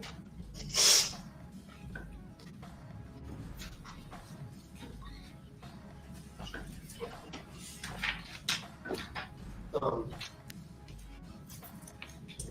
What is he doing? I have Looking some at more notes? to say as we go along. Say, We'll talk in some more detail. But Yeah, he's going off a I'm shocked. He's actually going off. He's actually going off a written statement that he has in front I of bet him. I I bet he can't hired believe it. a speechwriter for that. I Yeah, hope not. Oh my lord, that's horrible. I Because bet they he. didn't do a very good job. They didn't do a very good job. He probably did. He probably did. Yeah, he Dead probably. wrong. Yeah, paying somebody to say, "No, what was it I did wrong? Can you write this down so I can apologize Yeah. and make it very heartfelt?" Yeah, you let me know. You let me know. And then somebody puts in, if you think I committed the crime against my wife and husband, you're dead wrong. It's like, whoa, dude. Awareness. It's good. Good to see him with a little bit of hair. He looked kind of weird with the shaved head. Yeah. Hey, Kip Kitty. Hey, what's up? to you, it is so important. Two things today that are most important to me is making sure that you do understand that I do care about each and every one of you. Number one. And number two, that I am so sorry and that I hate and am so bothered by the things that I did. And this brings me back to the text that came out in trial that I believe I sent to my paralegal, Christy, as I became better and less sick in rehab. One of the things that bothered me was knowing how I hurt the ones I love the most, the worst. And you all are included in that sentence. I hope you know that. Tony, Brian, when I decided to make up the story and the claim about dogs and Gloria, I did it with good intentions of helping you. I am so sorry that those intentions very quickly became selfish. And I am so sorry that I continue to involve you in my actions. And I am so sorry for everything that you, and I want to make sure the whole family knows that I am so sorry for everything that you have been through.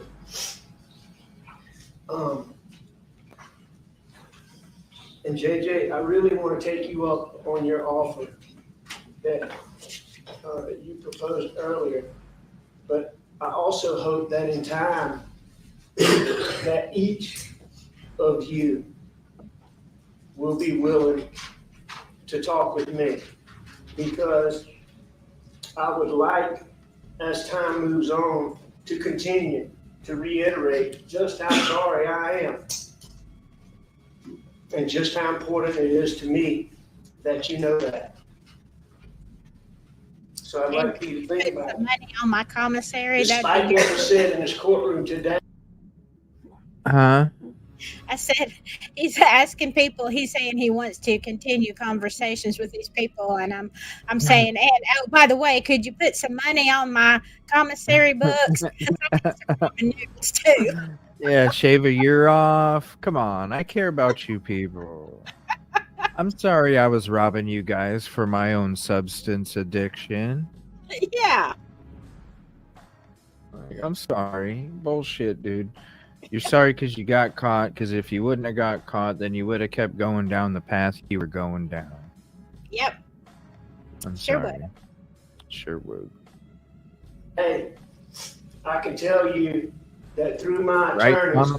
I have been asking for a plea offer since the very beginning. The very beginning. I formally pled guilty within 2 weeks of receiving the very first plea offer. That was in this courtroom however many days ago. You know you're fucked, buddy. But I formally pled guilty Exactly. within 2 weeks of receiving the very first plea offer.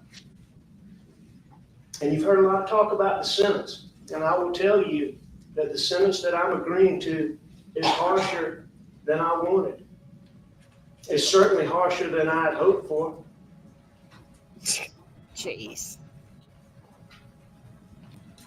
I will tell you that while I am pleading guilty for a number of reasons, all of which I believe are valid, none of those reasons is more prominent than my hopes that seeing me punished will help each of you heal They don't give a and begin fuck about what you're saying, dude. Look at them. to be able to put this behind you. Because I can see it. I mean, I can see, I can feel. Huh? What about giving them their money back, Alec? All right. They're not going to see it. No.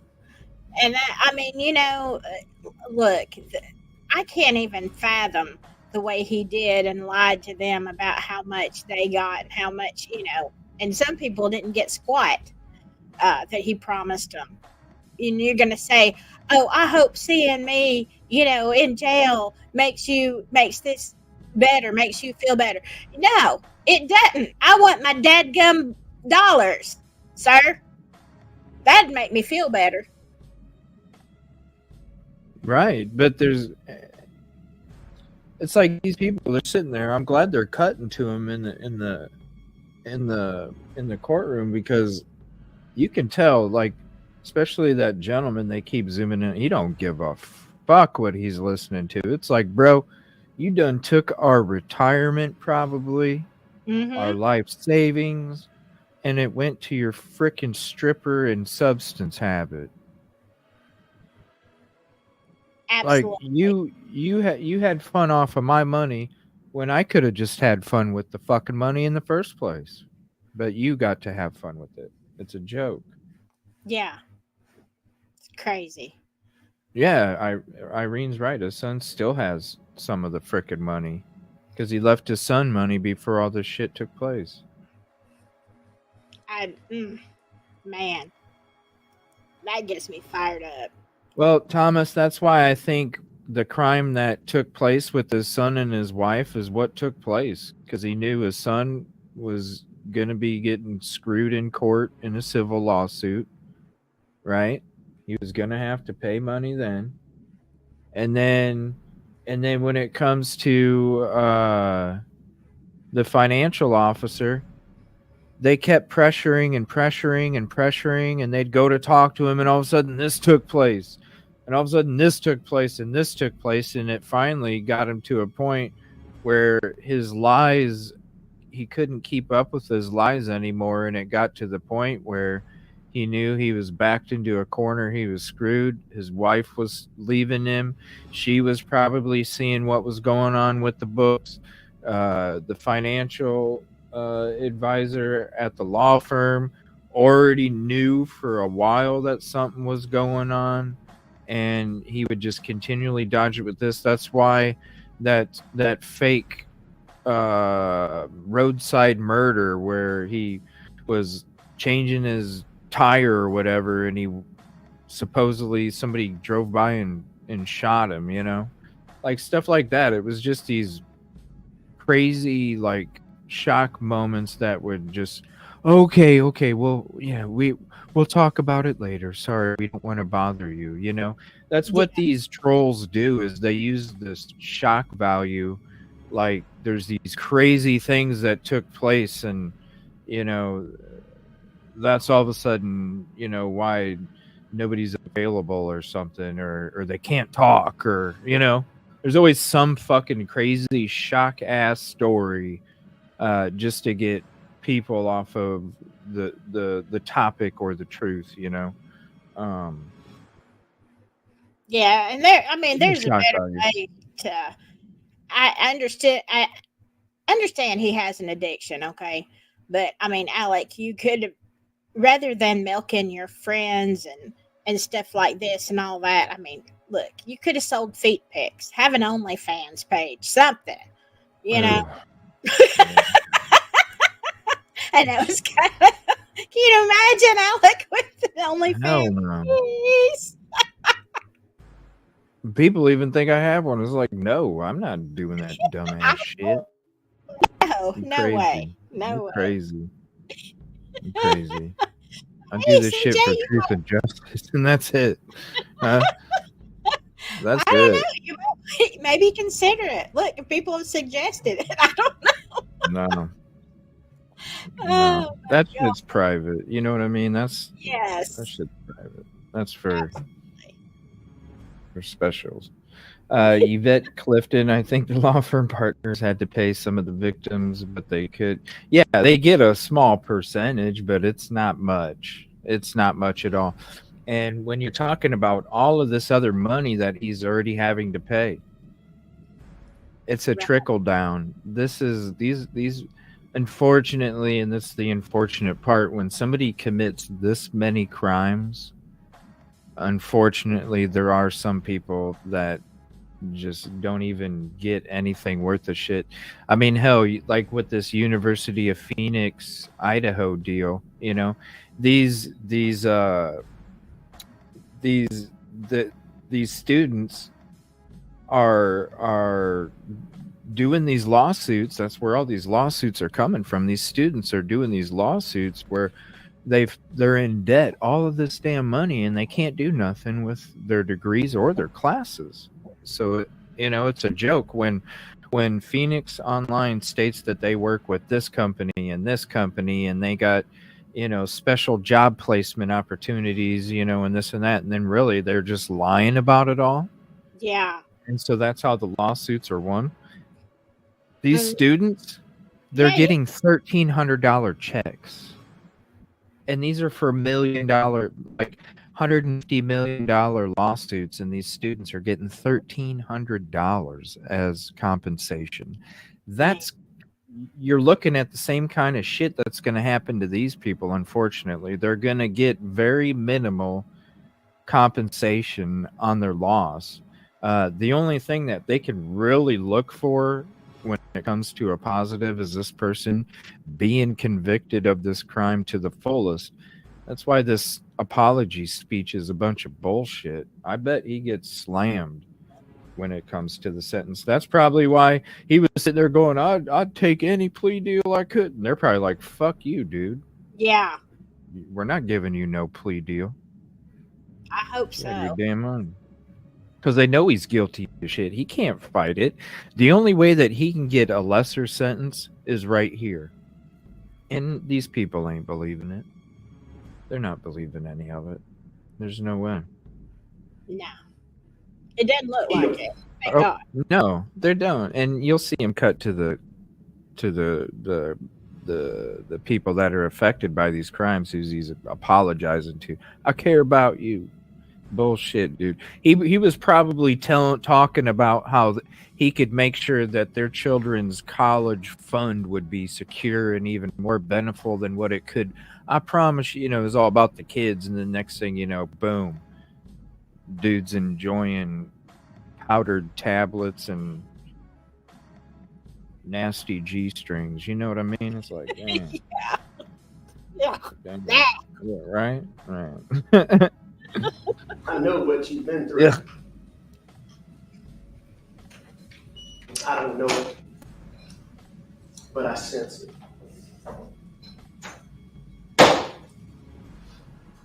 And I am so sorry. He's still talking, and I have it paused, minus a half hour. No shit. Now I want to talk to a few different people. I want to start with Buster. All right, we'll just we'll kind of skip ahead a little bit because this is crazy. I'm not going to listen to this whole fucking bullshit apology. If there's something that's like worth diving into, we can dive into it with timestamps. But look at these people. I don't give a shit. Look at this guy. He's just wait. This guy right here with the glasses on his forehead. He's just waiting. He's like, "Come on, get with it." So let me skip ahead. He is still talking. Holy Right shit! now, This is live. This is 26 minutes past what we were just watching. so that hopefully when you leave Oh here, wow! you will know and believe that I was sincere Wow! in my hopes that you understand how much I care about you and how sorry I am for the things that I have done.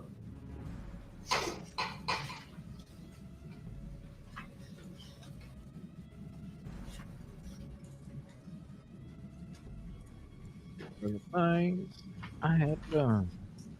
Yeah, it's Murdaugh, Kevin. Deborah Lynn. He's giving the state address. I'm still, Oh, as I said, after a lot of reflection, I'm still not sure how I let myself get where I did. thinking you're untouchable. Where I Not could thinking do about things others that I before did. you. Yeah, he does sound like a To politician. all you people that I care about. Yeah, whatever. I'd like to say to any and everyone who's suffering from addiction, please get professional help. Don't let pride get in your way the way I did. I had people who loved me. Not anymore. Who tried to help me. Many, many more people who I know would have helped me.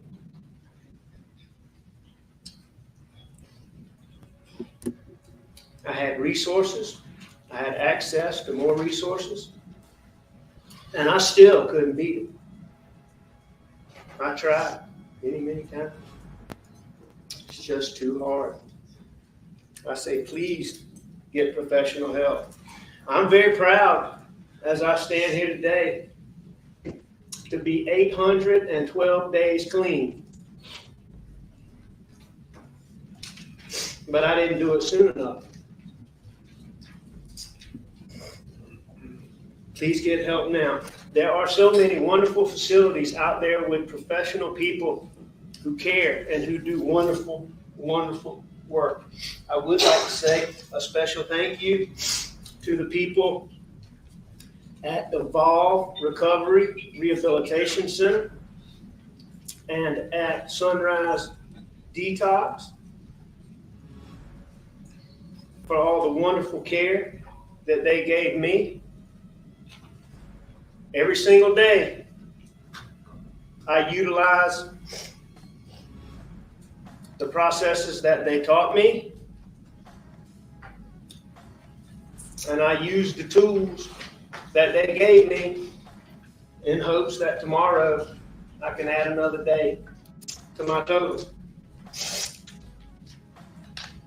Lastly, I want to thank the men and women who have sent me letters, emails, and given messages to my attorneys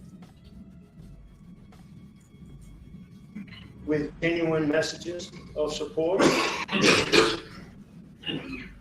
They mean more to me than you could possibly know, and I appreciate it.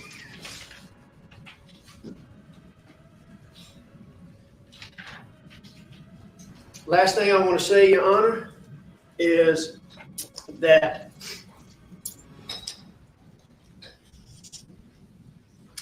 I am fully committed to trying to be a better person. I'm going to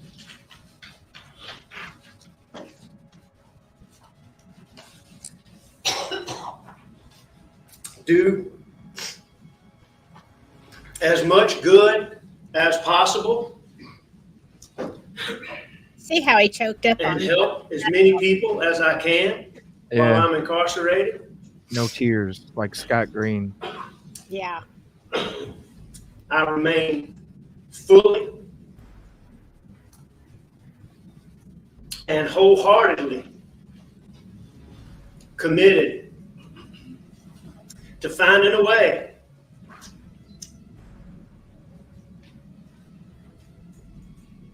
to somehow make those who love me proud again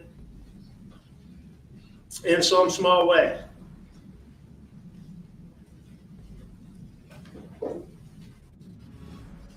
I appreciate each of you talking to me.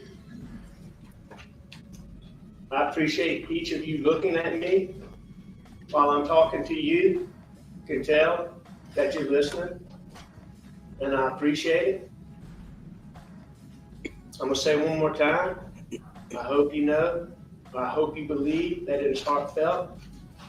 And the two things that I hope you take away today are, number one, that I care about you, and number two, that I hate the things that I did, and I am so sorry.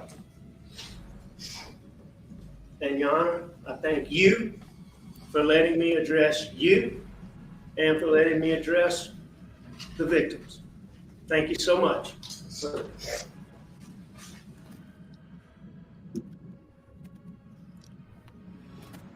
Like, I was I'm just gonna dying take a break now. For at that point, CJ, where he says, "I'm gonna try to do good the rest of my life." I'm like, you couldn't even get them dang words out, Alec.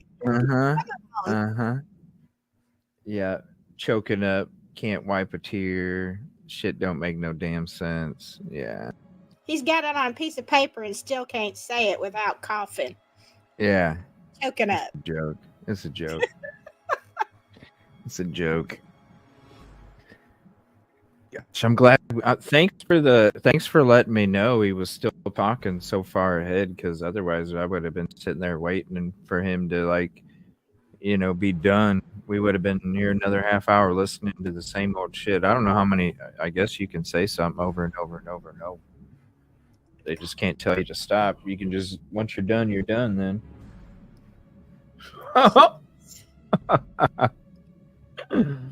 Oh, let's see. Let me see what else is there. Could be a.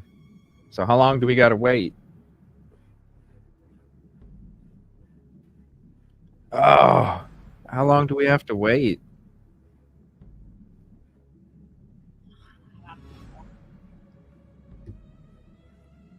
That was painful listening to his BS. His lawyers asked that some time served be removed from his 27 years, 55 days. Well, they can't take too long, could it? I don't.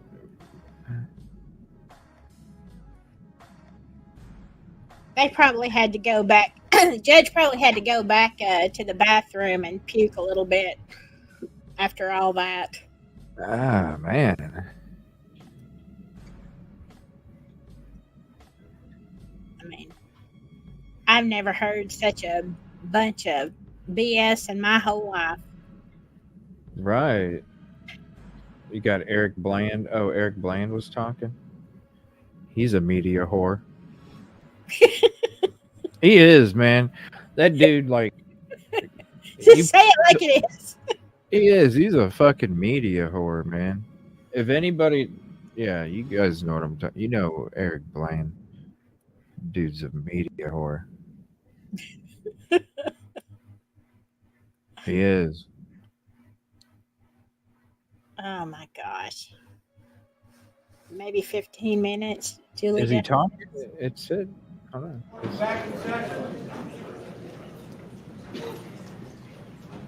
It's got him talking here. So we'll hear this part. Yeah, probably 15. It shouldn't be too long. Thank you. You may be seated. If anybody knows while we're watching this, let me know.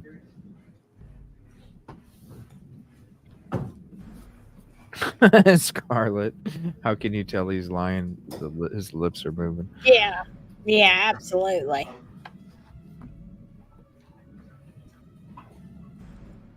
He probably made that long speech so he could just spend more time out of jail. Yep.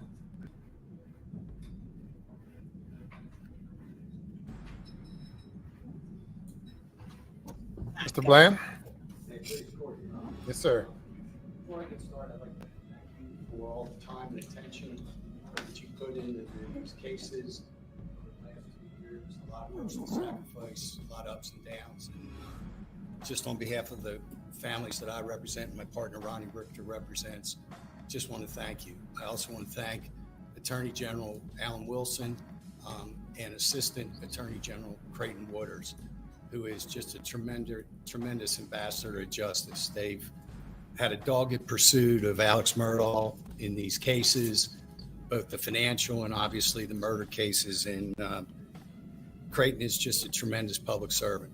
This day, Your Honor, was coming for 2 years, and we're happy it's here today. I just want you to know that we are satisfied that this is a very, very strong sentence that has been agreed to by the parties. It sends a clarion bell signal to not only attorneys, but to anybody who wants to victimize the vulnerable. This was predatory behavior. This wasn't Enron. It wasn't WorldCom. It wasn't stealing money from faceless people, from shareholders. This was Alex Murdaugh stealing money from those that were closest to him. Gloria Satterfield, who broke bread with him and his family for 22 years, helped raise his kids. Jordan Jenks, that you'll hear from, lifelong friend since they were 8 years old, grew up, played ball together. This is close theft. This is the unicorn of all thefts. And, he's on the Mount Rushmore of all criminals. He hit for the cycle. He's convicted of money laundering, convicting of conspiracy, convicting of fraud. And most importantly, hit the home run. He was convicted of double murder. This is somebody that has tarnished our legal profession and tarnished our state. And, we spent the past 2 years focusing on Mr. Murdaugh, but today is when we focus on the victims and the impact that his actions have had on victims. I met you for the first time at the bond hearing in October of 2021. I had never had the honor of appearing before you. And during that hearing, I said to you that Mr. Murdaugh needs to drink from the same cup of justice that every other criminal defendant has to drink from. Oh my gosh. I He's think using today his own podcast. he's getting that name. full cup. It's served hot. And I'm very proud of what our state has done. He used his own podcast name. What's his podcast name? Cup of Justice. Oh my God. He pimped his own podcast. Hold on a minute. See what I'm saying? Hold on. He pimped his own podcast. Parties. It sends a clarion bell signal to not only attorneys, but to anybody who wants to victimize the vulnerable. This was predatory behavior. This wasn't Enron. It wasn't WorldCom. It wasn't stealing money from faceless people, from shareholders. This was Alex Murdaugh stealing money from those that were closest to him. Gloria Satterfield, who broke bread with him and his family for 22 years, helped raise his kids. Jordan Jenks, that you'll hear from, lifelong friend since they were 8 years old, grew up, played ball together. This is close theft. This is the unicorn of all thefts. And, he's on the Mount Rushmore of all criminals. He hit for the cycle. He's convicted of money laundering, convicting of conspiracy, convicting of fraud. And most importantly, hit the home run. He was convicted of double murder. This is somebody that has tarnished our legal profession and tarnished our state. And, we spent the past 2 years focusing on Mr. Murdaugh, but today is when we focus on the victims and the impact that his actions have had on victims. I met you for the first time at the bond hearing in October of 2021. I had never had the honor of appearing before you.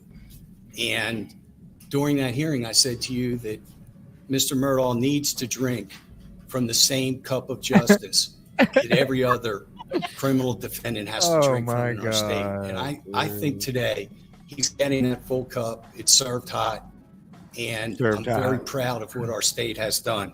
You and your fucking highlights. But now on let's your focus flat on pastor, buddy. the victims. The hell? My partner Ronnie and I have had the pleasure of representing Tony Satterfield and Brian Harriet, along with the siblings of Gloria Satterfield. We've represented Alicia and Hannah Plyler, two sisters that you've heard about that were victimized by Alex Murdaugh. Jordan Jenks. We represented Sandra Manning. Nobody ever heard of Sandra Manning. She was the sister of Gloria Satterfield. $28,000 was missing. She was also a victim of Alex Murdaugh. We've represented Blake Hodge. Now, we've heard a lot of cases that talk about money theft, but there's a whole slew of other cases out there that deal with Mr. Murdaugh taking their cases. Blake Hodge was a paraplegic. And guess what he didn't do? He didn't file their cases on time. And case was lost on the statute of limitations.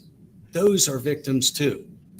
We've represented Melvick Edwards, who's the father of Hakeem Pickney. We've talked a lot about Mrs. Pickney and Hakeem, but Hakeem had a father, Melvick Edwards. And there are some issues that concern that. So now I'm going to focus on Gloria Satterfield, because that was the trial that we would be doing yesterday. We were going to start this trial. And Gloria, I get very frustrated when I hear that she was just a housekeeper. She was so much more than that. I think Alex would agree she was so much more than that. She helped raise their kids, of Maggie and Alex's kids, Paul and Buster. She was a good woman. She was a good mother to Brian and Tony. And Alex exploited that woman, the woman who was in his house, the woman who helped raise his kids. He exhibited this type of predatory behavior where these people are not as educated as he was and is as a former lawyer. And he knew that they had something valuable. And he believed that their cases were his cases instead of the cases belonging to the client. So I'm going to introduce Brian Harriet. I'm going to introduce Tony Satterfield to the court and to everybody here. They're wonderful kids. They're glorious kids. Brian is a wonderful man, but he's a vulnerable adult. And Alex Murdaugh took advantage of this vulnerable adult. And it gnaws at me. And when I heard Mr. Wooders get up and go through the litany of crimes, I got nauseous. I'm sure I'm not the only one that got nauseous here. And so let's not delude ourselves. I'm nauseous. He's not just guilty of 22 crimes. He's guilty of all 102 of those crimes. And he will live knowing that he is guilty of those crimes. These boys, these men are wonderful Christian men, but their death of their mother was used to steal, to enrich himself at their expense. And, I heard when he pled guilty, I wasn't in the courtroom a couple of weeks ago, he used the words, "I wrongfully obtained." That's not wrongfully obtained. He stole. Use the right word. He was a thief. He used the word and said, "I misrepresented." No, you didn't misrepresent. You lied. That's what we have to talk about in this courtroom. He was a thief, and he stole, and he lied to these clients, those that are closest to him. He lied to his law partners. He lied to his own brother. $3.5 million of the $4.3 million that was recovered on behalf of the death of Gloria Satterfield, he stole. He took. And you heard Mr. Wooders, there's Mrs. Pickney coming in the courtroom. You heard Mr. Wooders say, he stole every dime, everything, every last penny from them. And, I heard it said that, Alex said 2 weeks ago, I'm really happy that I'm finally able to be pleading guilty, that I've been wanting to do this since September of 2021. No, you need to hear, Your Honor, what he has done since September of 2021 in order not to have accountability and in order not to accept responsibility for what he did. When we had the bond hearing, after the bond hearing, his lawyers said in a gaggle that the Satterfields should look to others to get their money. They shouldn't look to Alex, that there's other people that are responsible for that. That was the start. We sued him civilly. He didn't answer the complaint and accept liability and deny damages, which he could have done. He denied liability. From 12/21 through May of 22, we, my partner Ronnie Richter and I, negotiated a confession of judgment, the same confession of judgment that was introduced as, I think, Exhibit 23 by Mr. Wooders for $4.3 million. The money that he stole. He accepted responsibility. Did he? You'll hear in a second. He did not. But took 6 months to get a simple confession of judgment that should have been signed immediately. The murder trial, Mr. Harpootlian, who's a wonderful lawyer, best, probably one of the best our state has ever produced, denigrated this guy on cross-examination, Tony Satterfield. Disrespected him. That's not a man that's accepting responsibility. That's not Alex Murdaugh accepting responsibility. After the trial ended in March, Mr. Murdaugh tried to add these two men to the federal court Nautilus action as party defendants. And it was said that if Nautilus wants any money, don't get it from Mr. Murdaugh. You got to get it from these guys, because Mr. Richter and I, we recovered money, more than $7.5 million for them, but from other sources. If that wasn't enough, and Judge Gergel denied that motion, that wasn't enough to stop them. In the summer, they filed a motion to vacate the confession of judgment that he gave to them in May of 2022. He signed his name. He had two really good lawyers help him negotiate the terms. It was notarized under penalty of perjury. But then he went and filed a motion in our state court trying to vacate that confession of judgment. Judge Price denied it in August, wrote an order that said, not happening. You gave it freely, voluntarily, without coercion or duress. You're a smart man. You knew what you were doing. Did it end there? No. They appealed it. They appealed that. Did it end there? No. We were supposed to have a trial, but for his plea 2 weeks ago. What happened next? They attacked the jury pool in Beaufort County. Incapable of being objective and fair because of all the publicity, the pretrial publicity. They didn't end it there. They attacked you.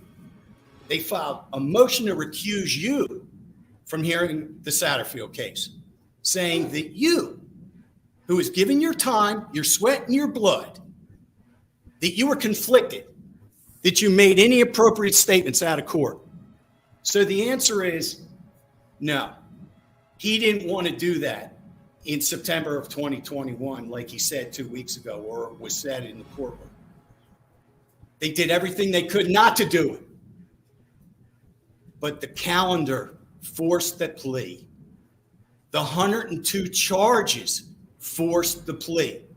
And there was all this about pretrial publicity, that somehow I caused pretrial publicity and others and people who wrote about it and podcasters or whatever. Boy, is that rich. The defense attorney himself's a podcaster. He started a podcast after the murder trial. They went to CrimeCon and they talked for 2 days about the case. They've done press conferences. They've done documentaries. They've gone on TV. If there's any pretrial publicity, it's caused in part by them. And they still came before you to say that Mr. Murdaugh couldn't get a fair trial.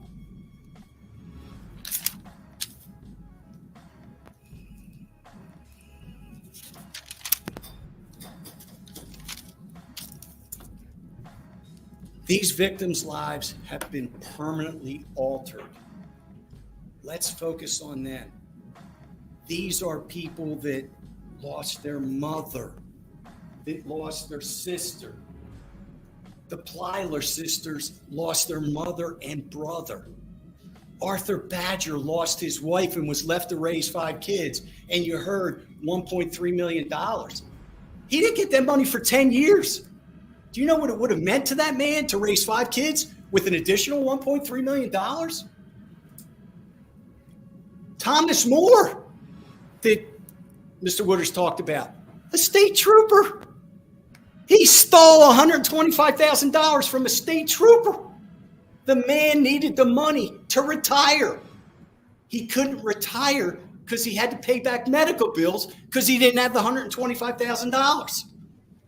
Please, Gordon, I hate to interrupt this, especially since I'm one of the best lawyers the state's ever produced, but he's talking about other people's clients. I'd ask the court restrict him to his clients. Thank you. All right. Mr. Bland? These clients couldn't assess risk. These two men couldn't assess risk. They couldn't navigate their way through the system. Even though Jordan Jenks is a council member in Hampton County, he couldn't navigate his way through the system. He was best friends with Alex since 8 years old. Alex would have been the last person that Jordan would have thought would reach into his pocket and steal from him. He preyed on them like a wolf does a rabbit, Your Honor.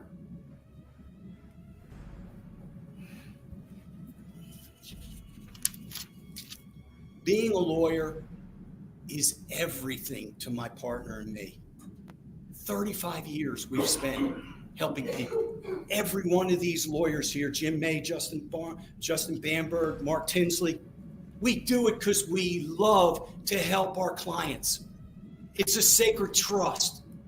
None of us ever look at our client's case as a piggy bank. He did it for 16 years.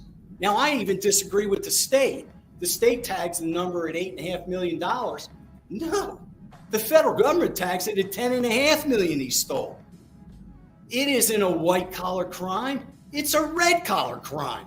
It's a red collar crime because it includes lack of remorse, just a systematic pattern of taking from clients, taking from the Satterfields, taking from the Jenks, taking from the Plylers, taking from the Mannings. It never stopped. The only reason it stopped was because of the boating accident, or it would have continued. Every client was transactional, and he has done more damage to our profession. All the lawyer jokes that we lie, we steal, we double deal, we go back in chambers with you, and we cut deals behind our clients' back. He sent us back generations. Our state was a laughingstock until you got a hold of that murder case. So now the Satterfields have a judgment. It's in stone. They withdrew their appeal. My clients want their money, Mr. Murdaugh. When do you plan on paying it? They want that $4.3 million. Boom.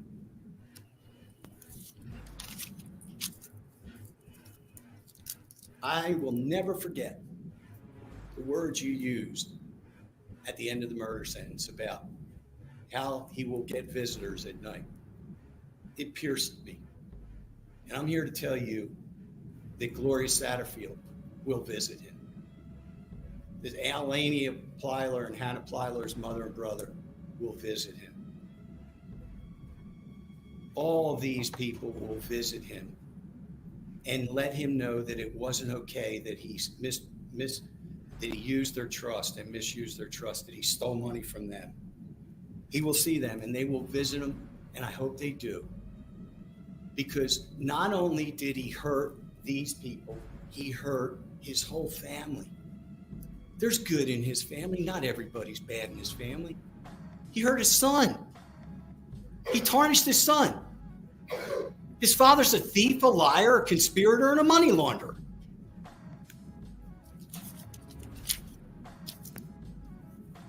So, in closing, I would like to thank you, Your Honor, for all the time you've given. I'd like to thank, again, the state. I want you to know that I am proud of the sentence. Yes, I wish it was more. We all wish it was more. But 27 years doing 85% of his time so that these fine people don't have to get up on the stand and be victimized over and over again, subjected to humiliating cross-examination. I think the finality of that is good because I'm confident in a lot of the dominoes falling where they should. Don't forget, Judge Gergel still has a sentence coming, and it could be a consecutive sentence, so that if he lives long enough to get out of state court, forgetting about the double murder charge, but if he lives long enough and he walks out of state court and it's a consecutive sentence, he's going to walk to a federal prison. And I feel good that he will never breathe a fresh breath of air ever again. So on behalf of my clients Your Honor, thank you for giving me the opportunity. I think my partner wants to say just a very brief word. I appreciate your time. Sir, thank you.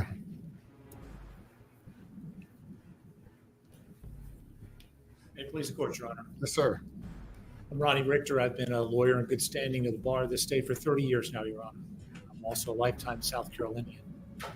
What I want you to know about the clients that we represent is that they are the very best of us, that they are humble, that they're God-fearing, that they're honest, that they're hardworking.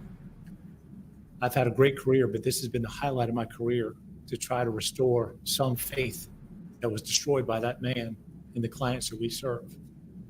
I want you to know this too about the clients that we serve. None of them are victims. And I've heard the word said over and over. I'm even going to disagree with my partner. We don't have a victim in this courtroom.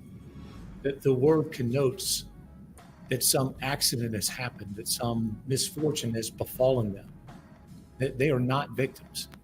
Prey, Your Honor. Prey is hunted. Prey is hunted by predators. Prey is taken when it's at its most vulnerable. But by any way of looking at what happened here, the people we represent are not victims. They are prey. And that man across the courtroom, by any measure, is a predator. And when I say to you that these folks represent the best of us, and I look across the aisle and I see Alec there, who was once a contemporary of ours, all I can think to myself is, for all the power, the privilege, the entitlement that he was born into, that, I mean, for God's sake, all that was ever asked of the man is that you wake up and be Alex Murdaugh every day. To have taken it so afoul is hard to reconcile. He's made his behavior complicated, but we figured out what he's done. He's tried to hide his true nature from us, but we figured out who he is. So the only question we're left with is why. And I'll suggest to the court this answer. It doesn't matter, because the only person who can answer that question is Alex Murdaugh, and he's demonstrated himself to be quite the cunning liar. Your Honor, in the opening, I heard Mr. Arputlian say something about T-shirts and bobbleheads, and that is unquestionably a shot at my partner, Eric Bland, and I do want to address that to the court. I want you to know, Your Honor, that my partner has gained some very well-deserved notoriety for his courageous representation of our clients, and that, yes, he has sold T-shirts and other merchandise, and that all of those proceeds have gone to charities, including the Wounded Warrior Project and others. No one came here today to sell a T-shirt. We came here today to finish a job. We came here today for justice. And we trust you, Your Honor, and we trust this court. We thank Creighton Walters and his excellent team for the work they've done in this case. Thank you. Thank you. Okay. Tony Satterfield would just like to say. Yes, sir. Mr. Morning, Sadler. Your Honor. I do have one request. Do you mind if I face that way? That'd be fine. Because when I talk to people, I like facing who I'm talking to. Thank you. I really don't have words. You lied. You cheated. You stole. You betrayed me and my family and everybody else. And you did it at a cost of my mom's death, first of all. A couple Octobers ago, you wrote a half-hearted I'm sorry letter, which was half-hearted because your actions did not follow through that you were really sorry. So I'm going to read you. I have an apology. I'm sorry that you feel like you had to betray us, steal from us, cheat us, and lie to us. I'm sorry that your family has to now go through what they're going to have to go through the rest of their life because of your actions, of what you did. But I want you to know that I forgive you.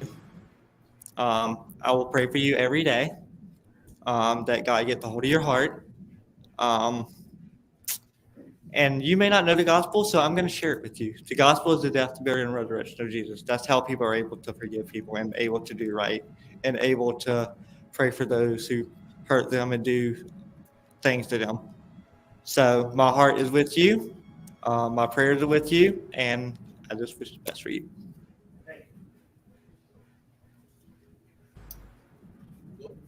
This glorious sister, Ginger Allen. Yes, ma'am. Hi, Your Honor. you allow me to speak. And again, I'd like to address it to Alec, if that's okay. Okay, a little louder, please. I would like to speak and address it to Alec if you don't. The mic, just, Can you speak? Do you hear me? I don't know, speak on it, please.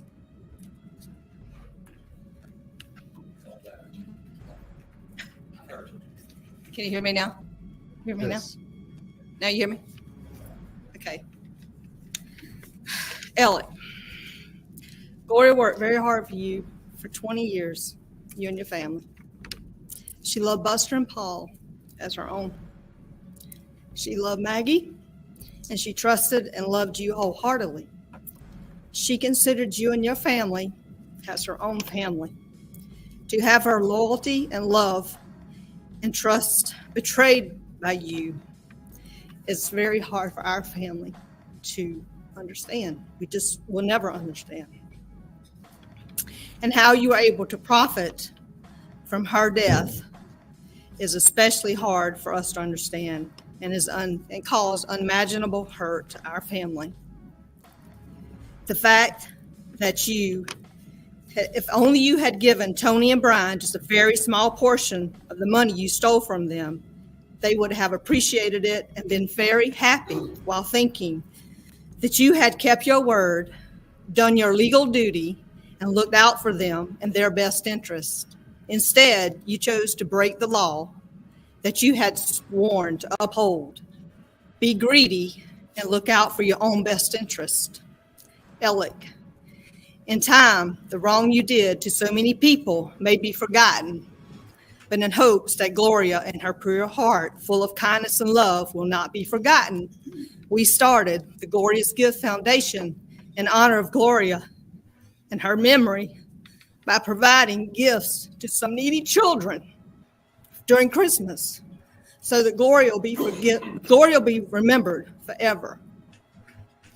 And my heart goes out not only to my family, but today to hear all these families that you did wrong by, those children that you stole from, everything.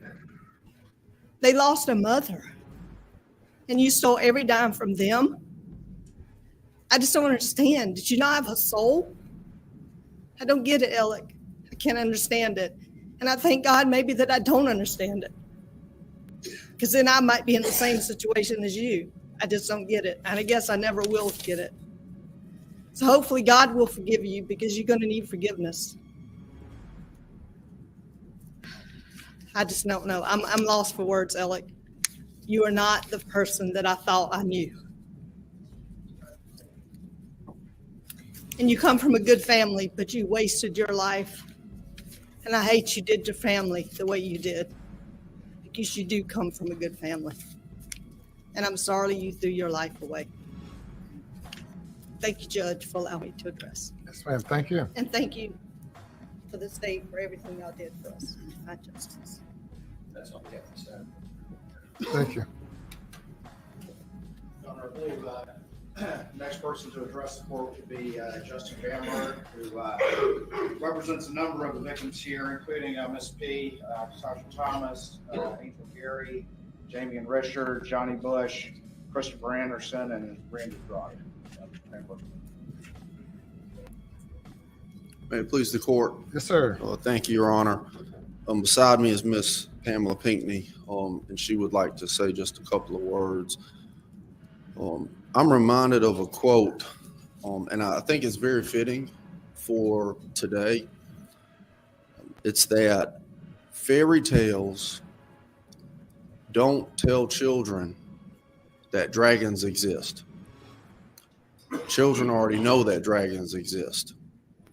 Fairy tales show children that dragons can be slayed. This process, from the beginning of the investigation through the state grand jury process, as Attorney Waters said earlier, a lot of people were afraid to participate, and it took courage. That grand jury process, this entire criminal justice process, not even thinking about the civil stuff, the criminal justice process, this has been the fairy tale. The children are the victims. It's the victims' family members. It's their closest friends.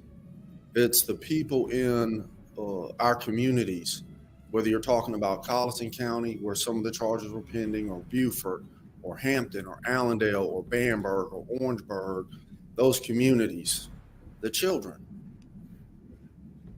Today is such an important day because these victims, their loved ones, the community members, everyone knew that dragons existed. They've seen it. They watch TV, they read the newspaper. Everybody knew that dragons existed. Today, this sentence, Your Honor, will show all of them that dragons can be slayed. And that is important in our society. With regards to the sentence, and it's tough to reach a decision and talking with the clients and explaining them what the options are, we support the sentence. It is a lot of time in the quote unquote legal white collar arena. But there's another aspect to this. And I understand, I get it. I think my clients, the victims understand that this entire ordeal for a lot of people, not just in our communities in South Carolina, across the planet, this entire ordeal has been very entertaining to them. And I don't say that in a negative light. They're not involved. It wasn't their mother who died. They didn't have to bury their son, right?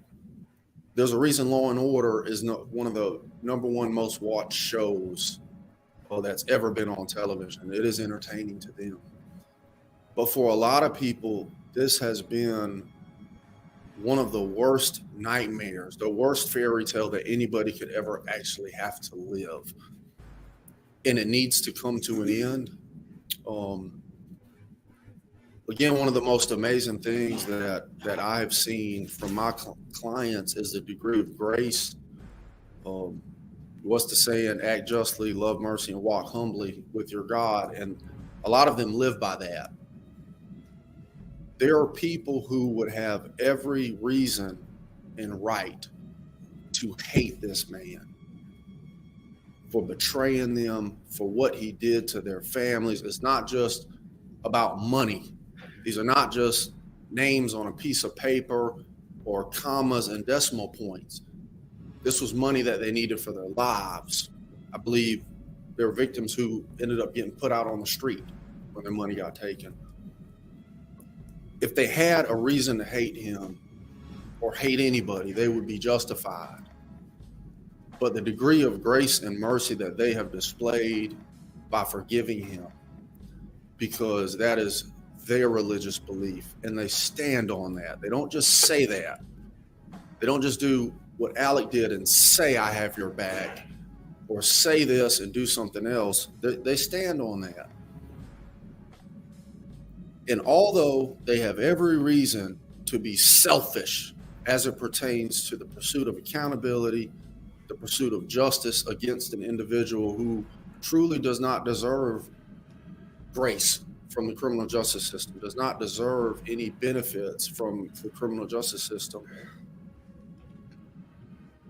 they're still willing to think about other people. And Your Honor, you know I come from Bamberg County. We're one of the smallest, poorest counties in this state, filled with good, hardworking people, much like all of the people that Alec victimized.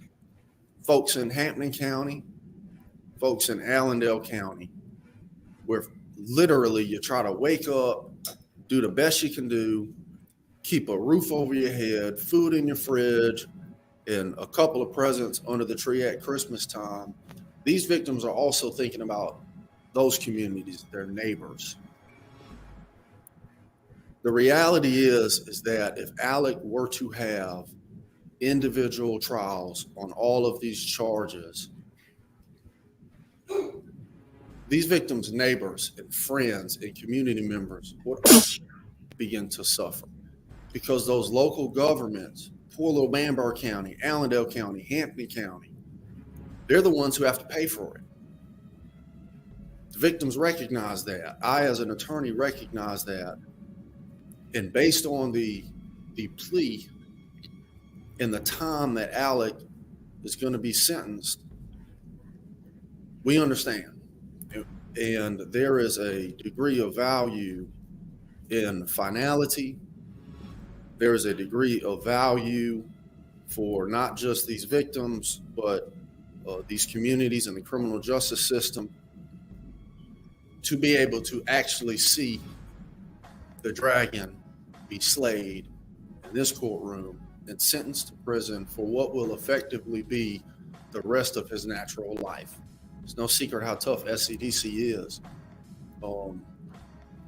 People generally age a lot faster in there.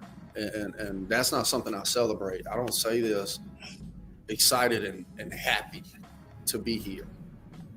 As a lawyer, I hate looking at Alec and seeing a former attorney sit there. I hate it. I hate to see somebody from our neck of the woods sit there. I don't celebrate that. This process has sucked. If it wasn't for the commitment to shining light on things and standing up for folks like Ms. Pinckney and others who needed it, I personally don't know how I would have made it through the process, because it's not enjoyable. And I don't think any decent person celebrates the downfall of another living, breathing human being, particularly somebody that they knew. But it's necessary. This has been a horrible, tragic, sorrow-filled fairy tale. And I think everybody is ready for it to come to an end, Your Honor. We'd like to thank Creighton Waters and the AG's office. They've done a wonderful job. And Your Honor, if it wasn't for the encouragement that Creighton and his team poured into people to let them know that the state had a true interest in accountability, I think that there would be far less charges, because people wouldn't have wanted to testify at the grand jury or have their name public or their face public. And there's a lot to be said for that. Today will make our system better. It will bring closure. And ideally, it will deter others. There's a whole nother discussion that can be had with regards to the fact that 27 years in prison is a very, very large, as you heard, if not the largest amount of time someone labeled a white-collar criminal could get in prison. But that's more so of an American criminal justice system discussion compared to some of the other offenses. But here today, I think that is a win. My clients support finality here. And I'd just like to thank you for all your time and attention that you have given this particular case. And at this point, I think Ms. Pinckney has something that she would like to say. Ms. Pinckney. Good afternoon, Your Honor. Good afternoon. To Mr. Murdaugh, because I am an ordained evangelist and I have Christ in my life. The 23rd Psalm says, "Thou preparest the table before me." No, the Lord is my shepherd. I shall not want. He maketh me to lie down in green pastures. He leads me beside the still waters. Yea, though I walk through the valley of the shadow of death, I will fear no evil, for thou art is with me. Thy rod and thy staff, they comfort me. Surely goodness and mercy shall follow me all the days of my life. And because of what you did to me, I thank God for giving me strength to get through what I went through. Because without God, I wouldn't be here. And to you, Alex Murdaugh, I never thought that you would betray me and did me and my family the way we did, the way it was done at a vulnerable time in our life at our lowest estate.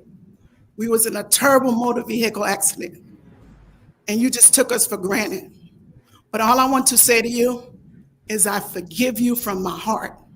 On this day and forevermore, my prayers and endeavors shall be with you, and God bless you. Wow, that takes some strength to say that shit. Yeah, it sure does. She's a better woman than I am.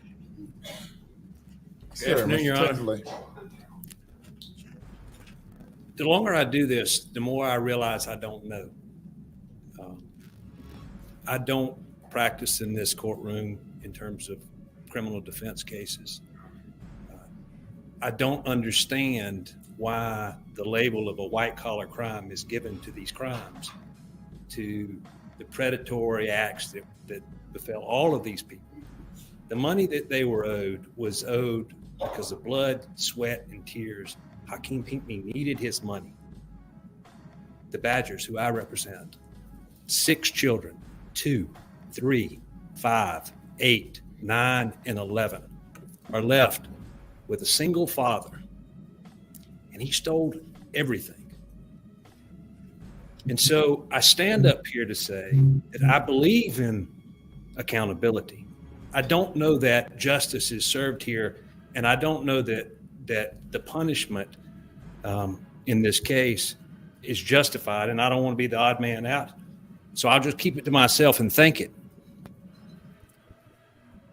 Alec, you're a broken person. I don't think you're going to lie in bed at night and have people come to you. I don't think that those people matter. And I don't know when that happened, but clearly it happened where you matter more. And I feel bad for you as a result of that. I knew Paul and Maggie. I knew you. A lot of people thought they knew you. Clearly we didn't. I don't think you've always been this way, but somewhere along the way, you became broken. And you've justified it, and he's justified it every step of the way. And I stand up here, Your Honor, to simply correct the record. They didn't steal $1.325 million from my clients. The bank didn't help. The bank was complicit in every step of the way in enabling Alex Murdaugh to steal and pull this off. You asked about Eddie Smith. Eddie Smith was a check cashing scheme. Eddie Smith was being paid to cash checks, but that money is still out there, and he knows where it is. He didn't spend all that money on drugs. If he wants to be accountable, he wants to be contrite, he ought to tell these people where their money is. That's not going to happen. The same as he's not going to lay in bed at night and think about the wrongs and feel sorry for what he did. I don't envy you in having your job and the decisions you make. I recognize that there's value in finality. And maybe this is the right decision. I respect Your Honor. I respect this system. I stand up here merely to correct the record that my people have not been made whole. We are going to continue to seek accountability from the people that enabled him, that helped him, that were complicit in the thefts of their money. And so that's the reason I'm here today. Thank you, Your Honor. Thank you.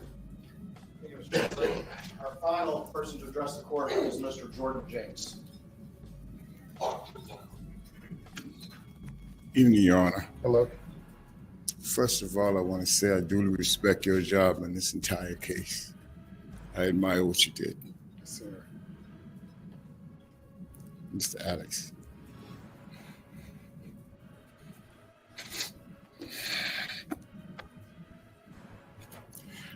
I've been waiting on this day.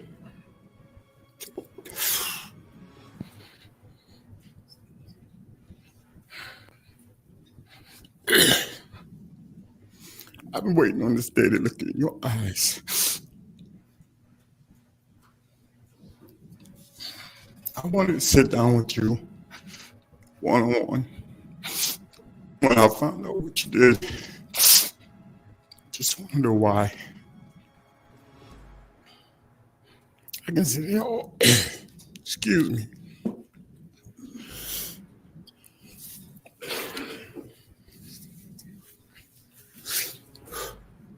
Unlike a lot of these people here, these victims, I got a lot of intimate stuff that I can say.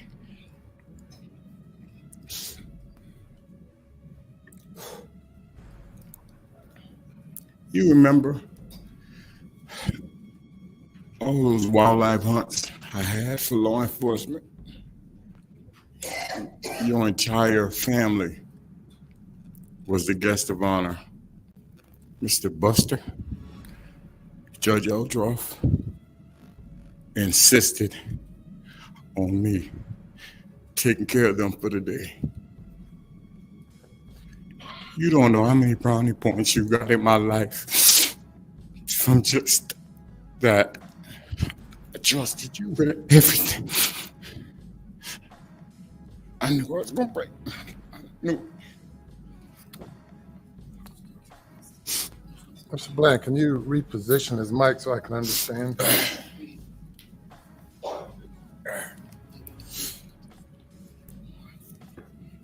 I knew I was gonna break. Excuse me. I knew I was gonna break. But I got some notes here. I don't even know if I can go through. Our family got a deep relationship, man. You remember making a comment to me after I found out, after we discussed the possible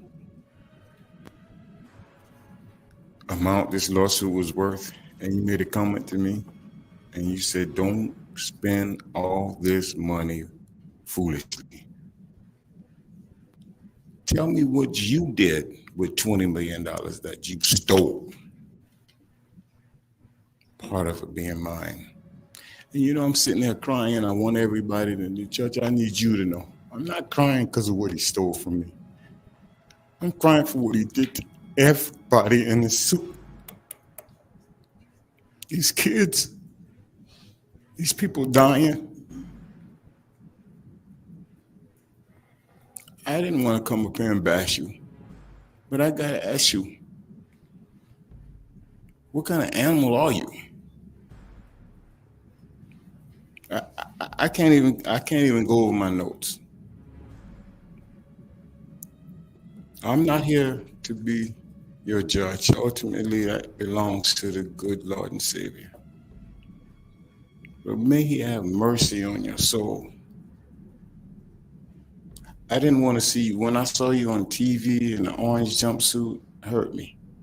Still wasn't mad at you. Was this judicial system put together a system to deal with people that make bad choices? And my friend, you chose to make the choice you made. So I need the judge to know that I am full favor. I am in full favor of the court's recommendation for the 27 years. I can go back to us going to mediation. That you affected my wife. You chose to have Maggie deal with us those 2 days we were in Charleston in mediation. She catered to us hand and foot. You told me where to go and check into my room. We did. From that point, we never drove another foot. Neither did you. Maggie drove us everywhere we went. When all this came about, Paul, and Maggie, I couldn't believe it. I didn't believe it. But after sitting here today and hearing some of the devious things that you did to people, these victims here, changed my mind, bro. Once again, I ask you, what kind of animal are you? Boy, I gave you my all. I would do the money you stole from me, you could have asked me for it and I would have gave it to you if that's how I felt about you and your family. You didn't have to steal it from me, man.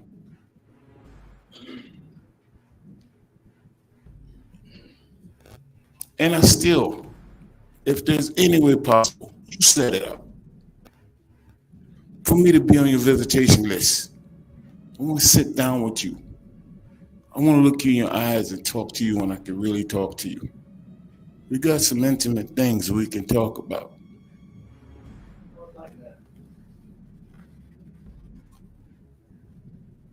But why, bro? Why? Such a talent. Do you know what you just threw away? You know how talented you are?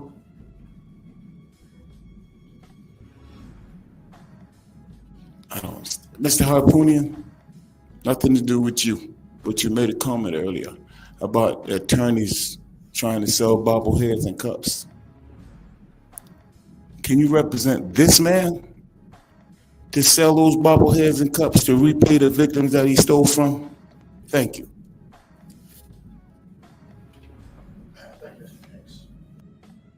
And that's the most truth on all of it right there. Like, damn, man, if I cared about your family that way, I would have just gave it to you. Yeah.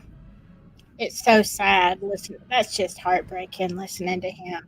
Mm-hmm. All right, so this is the court hearing here, the sentencing.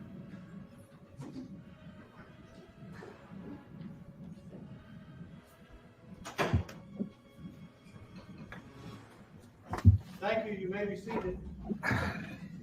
And we'll be back tonight. Here's the link if you want to click for the notification.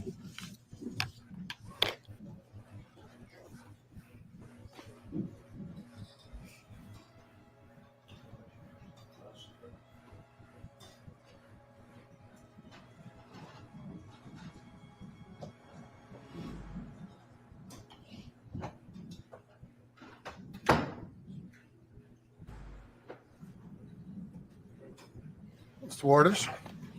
Your Honor, we had a victim arrive. She was at work and arrived during Mr. Murdaugh's presentation to the court, and we would ask you, and the defense, I believe, has agreed to let her address the court very quickly. No objection, Your Honor. All right. Yes.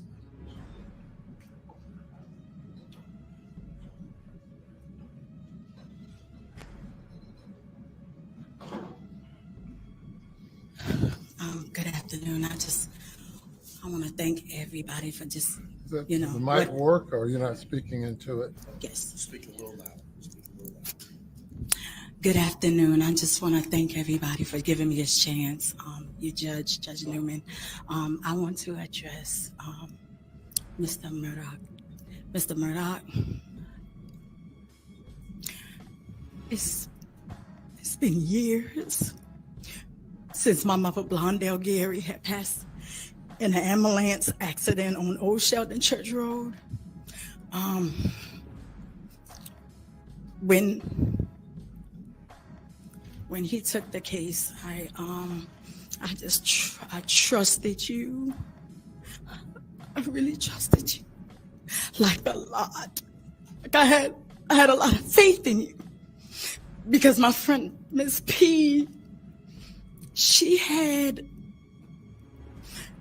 told me about you, and so I entrusted you. But you know what? Today, I thank God. God gave me this time just to tell you that I forgive you. I forgive you. And I hope and pray that you would look to him and ask him truly in your heart to forgive you of everything that you have done, all of your sins, because what you did to all of the families is just so wrong. It's wrong. So just ask him, just ask him to forgive you. I forgive you. Okay? Just know that I do. Thank you. Thank you, everybody.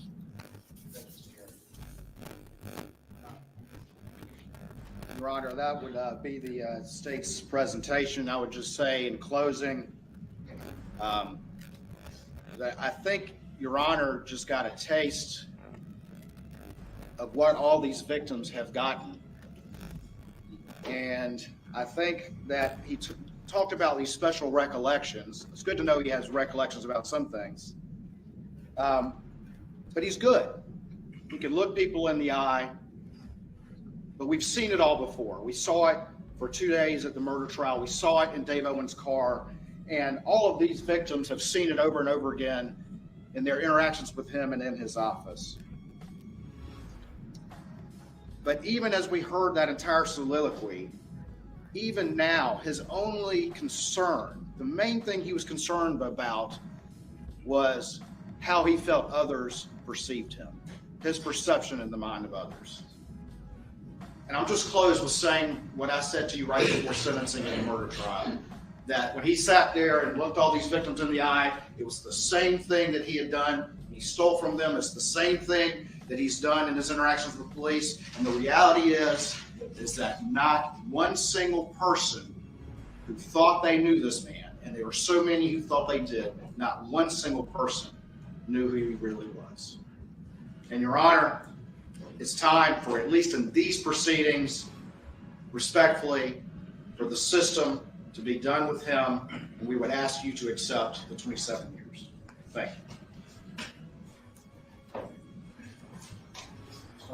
Your Honor, we have nothing further to say except we urge you to adopt the Attorney General's position of accepting the negotiated plea. Yes, sir.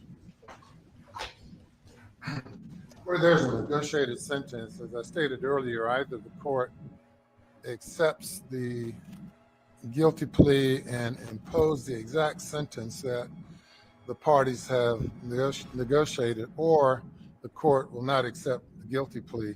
We've now spent 2 days listening to the recitation by the state and the defense, and I will accept the negotiated sentence and accept the guilty plea. Mr. Murdaugh, if you'll come around for sentencing.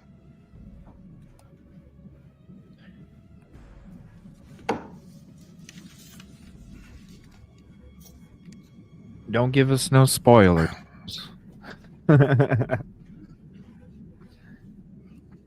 It was September Thank you, of Deborah. I appreciate you. 2021 tacos when too. the Oh my gosh, that sounds Chief so good. Justice of the Supreme Court assigned me to preside over the pending investigations involving the various offenses that you are being investigated for, initially including these financial crimes and the murder cases.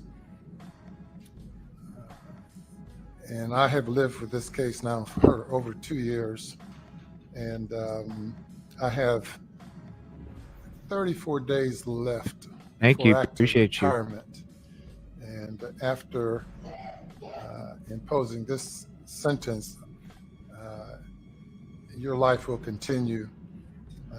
I will turn the page and leave you behind. You're quite an enigma, a person that many of us thought we knew. And as I stated earlier, I can only recall you as being a fun-loving, happy person. I've never seen you sad. I've never seen you being anything other than a friendly, caring person. And it's so disappointing to see you again in this setting. I believe the last time we saw each other and you were not in jail was at a conference when you were poolside having a good time. And as it turns out, that was a couple of months after the passing of your wife and son. But you were having a good time, made nothing of it. And then the Labor Day weekend events occurred, and the next thing I know, I'm assigned to preside over all of your matters. Not on your matters, but others as well. And we started out with over 100 charges, indictments against various folks. And we've whittled that down to just a handful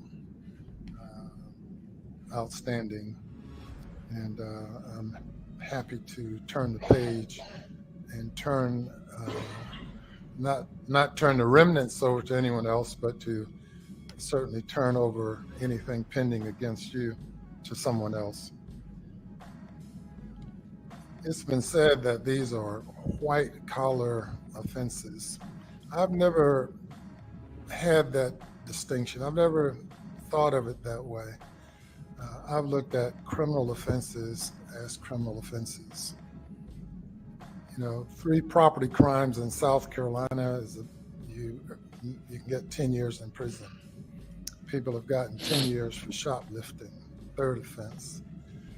I've sent people into retirement for committing What's up, Sess? of criminal offenses over and over and over again. But I've never thought of it as being a white collar offense. Having had employees do embezzlement, church secretaries stole money, preachers stolen money, many offenses. But I never draw a distinction between a violent crime and other crimes. Certainly, the law makes a distinction, and many violent crimes are non-parole offenses. Plea I'm accepting with you, you must serve 85% of the time. The parties have indicated that they are the victims, to the extent that they can be called victims. That's my preferred term for the group of people who have been preyed upon or victimized. They've all indicated that they would like for the court to accept the negotiated sentence. It is a stern sentence. The question was asked, what kind of animal are you? You're an enigmatic person. I don't know that you understand yourself.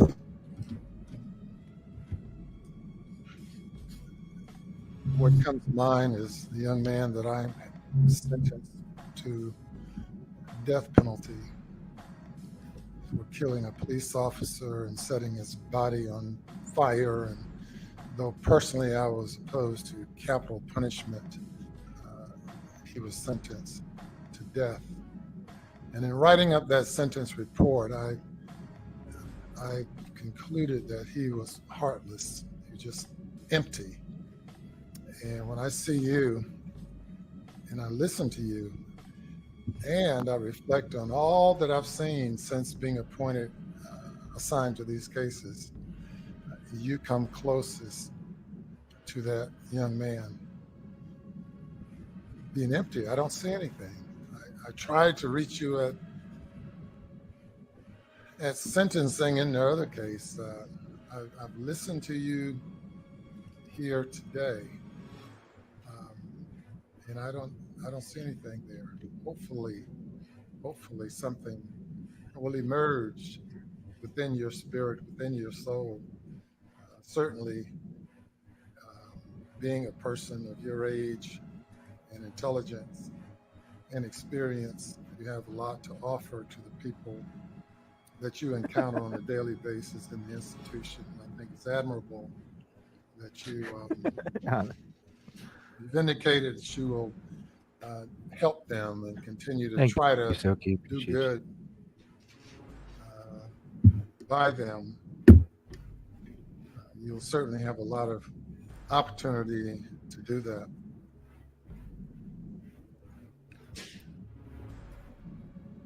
As we look at all of us, none of us are perfect. Many of us do things that we shouldn't do. It's just unimaginable to me that you have done some of the things that you've done. And, whether it's you or someone you become upon using drugs or through the process of just committing crimes over and over the period of years. I don't know. I don't even know who I'm speaking to now.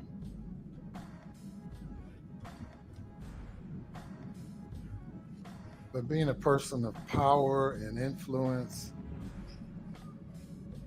and the question raised of what type of character do you have? None. A person who would prey upon Right. folks who are vulnerable and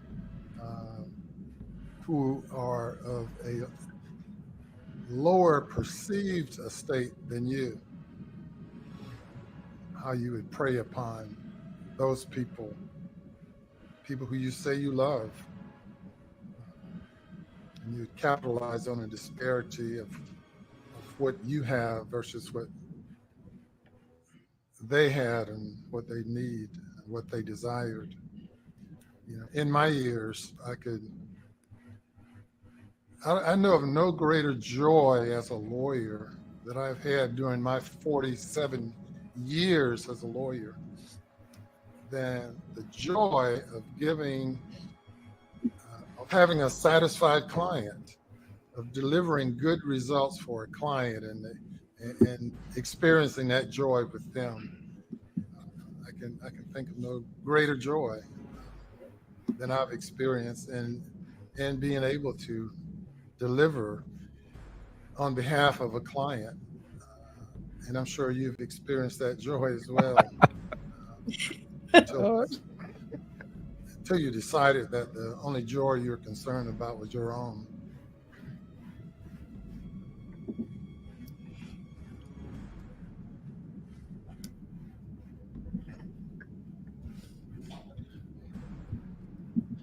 I take no joy at all in imposing this sentence. I think so, Thomas. I think It is so. what it is. And you'll have to suffer the consequences of your acts, continue to suffer the consequences.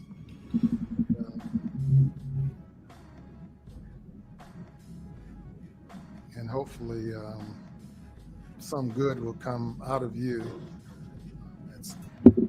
as you move Alex forward. is like, come on, Judge. I even want to know.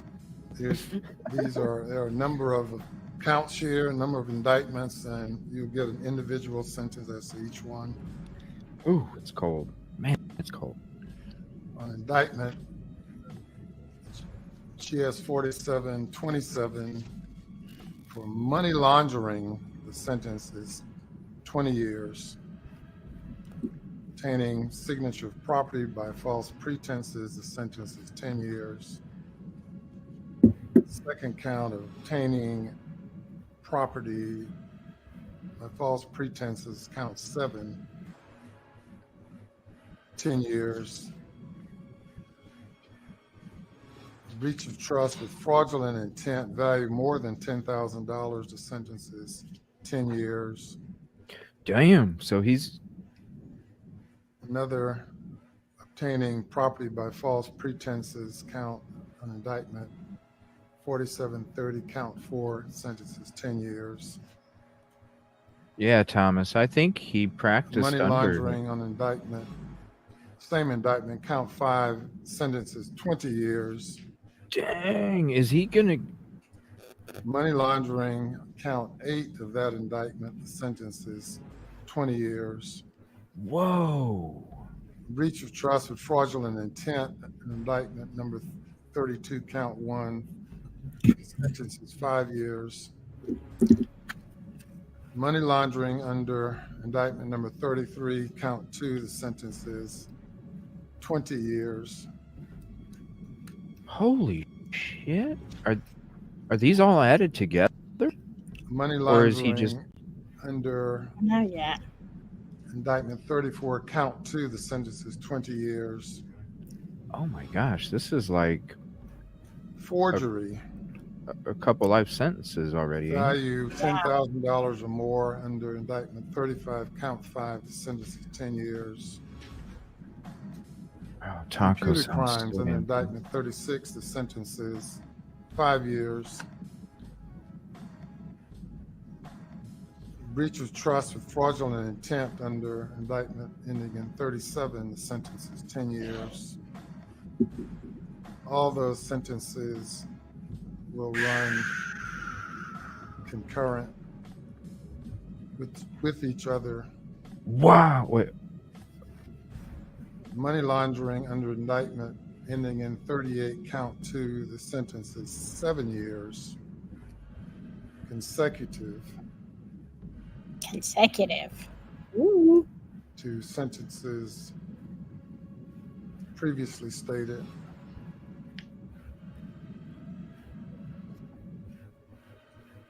Yvette. Yeah, the red brown Under dot. indictment 4701,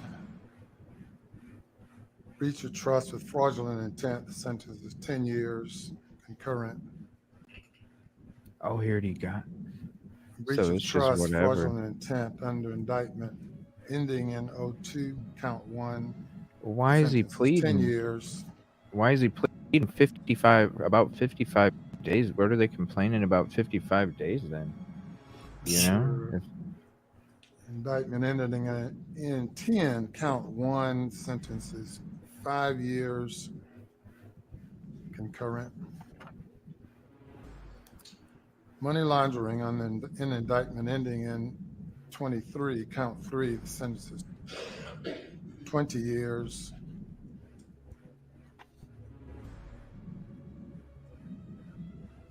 And indictment ending 24, obtaining goods under false pretenses. The sentence is 10 years.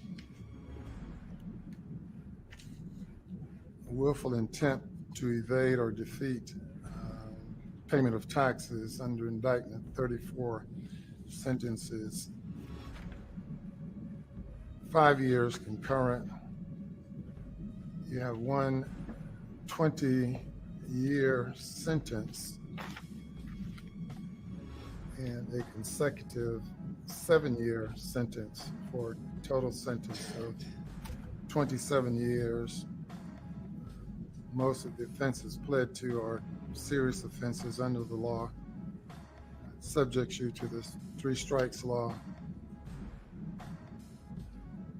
You are given credit for time served pursuant to section 241340 to be calculated by the South Carolina Department of Corrections. I think that completes the sentence. Anything further regarding this sentence? Your Honor, just for clarification, and I think the sentencing sheets reflect this, but he's got all those sentences concurrent for 20, Yes. and then there's one 7-year consecutive sentence. So he's got a 27-year sentence, 85% parole Yes. eligible. I mean, max out. Yes. Right. And it's reflected on the sentence. Right, Tom? Yes, sir. Mr. Any comment about that, Mr. Waters or Mr.? That is correct, Your Honor. There's 20 years at 85% and then a 7 at 85%. And again, those are no parole offenses, meaning got to do 85%. Right. Or more, depending on how he behaves. And that's the sentence of the court. Mr. Murdaugh, any final comments? Yes, sir. I will just reiterate what I did say. No, but I'm going to talk again. Right. Thank you, Your Honor. All right. Thank you. Thank you, Your Honor, and enjoy being with you. Yes, sir. Very well. Enjoyed being with you as well. You're not on the road. All right. Thank you, guys. Very good. Thank you all for a job well done. Well, he looks pretty deflated. Right. Man. So he got 27 years, Yeah. but that's just for his financial crimes. They already had a huge auction. They already had a huge auction to pay off some of the debt. Yeah. Yeah, just about like, yeah, you really didn't, I don't know. It should have been just you definitely hear from the victims. But you don't need no damn hour apology from Murdaugh, you know? Nobody Bro, likes him anyway. gonna croak. Yeah. You're already gonna croak behind the bars anyway, so I see him being the man in prison though. He's probably schooling all the inmates how to slide and all that shit. You know what I mean? Oh, yeah, probably. he still has the same power in there that he did outside, just because he knows the law and the sneaky shit of it all. So. Yeah, what is that Yvette said? His dad and grandpa is in those pics in the courtroom. Oh my gosh! Probably, yeah. Yeah. Wow. They run that motherfucker. They All should- right, everybody. Gotta take off, do a couple things, and then I'll be back tonight. I'll drop the link in chat again, if you haven't hit it yet, and we'll be getting into that zoning meeting, and we'll be covering the last court hearing too. We'll be going into that, and I think Yoli's joining us tonight as well. So thank you so much for hanging out, Silky. Yeah, anytime, just let me know, and we'll I shoot love an hanging out here. Yeah. And we got something special coming up next time. Me and Silky hang out. We're already talking about it. Yeah. And you guys are literally gonna shit. Okay. So It's gonna be one of those fun shows. yeah, you're literally gonna shit. All right. Thank you, everybody. Good to Just see wait. you. Just wait. You're gonna love it. I appreciate you guys. Thank you for hanging out. I'll see you if you're just hanging out in the morning. I'll see you on Thursday. I'm gonna be helping somebody put up decorations for the holidays, just to kind of help out because they don't have anybody to help, and it's heavy stuff. Aw, you're such Definitely a people sweetheart. can't be doing it alone. So I'll go help a friend of mine do that. It's gonna be cold. I'll be thinking about you, but we'll be back tomorrow night as well. So I'll be back tonight, tomorrow night, and then I think I'm going to do a special show on Friday for the court hearing, like noon to 7 or something, noon to 6, something like that. We'll do an extra long stream. So thank you, Silky. Thank you, everybody. I appreciate you. And click that notification. Come back tonight. We're going to be getting into some good shit. Later, everybody. Thank you. All right. Bye-bye.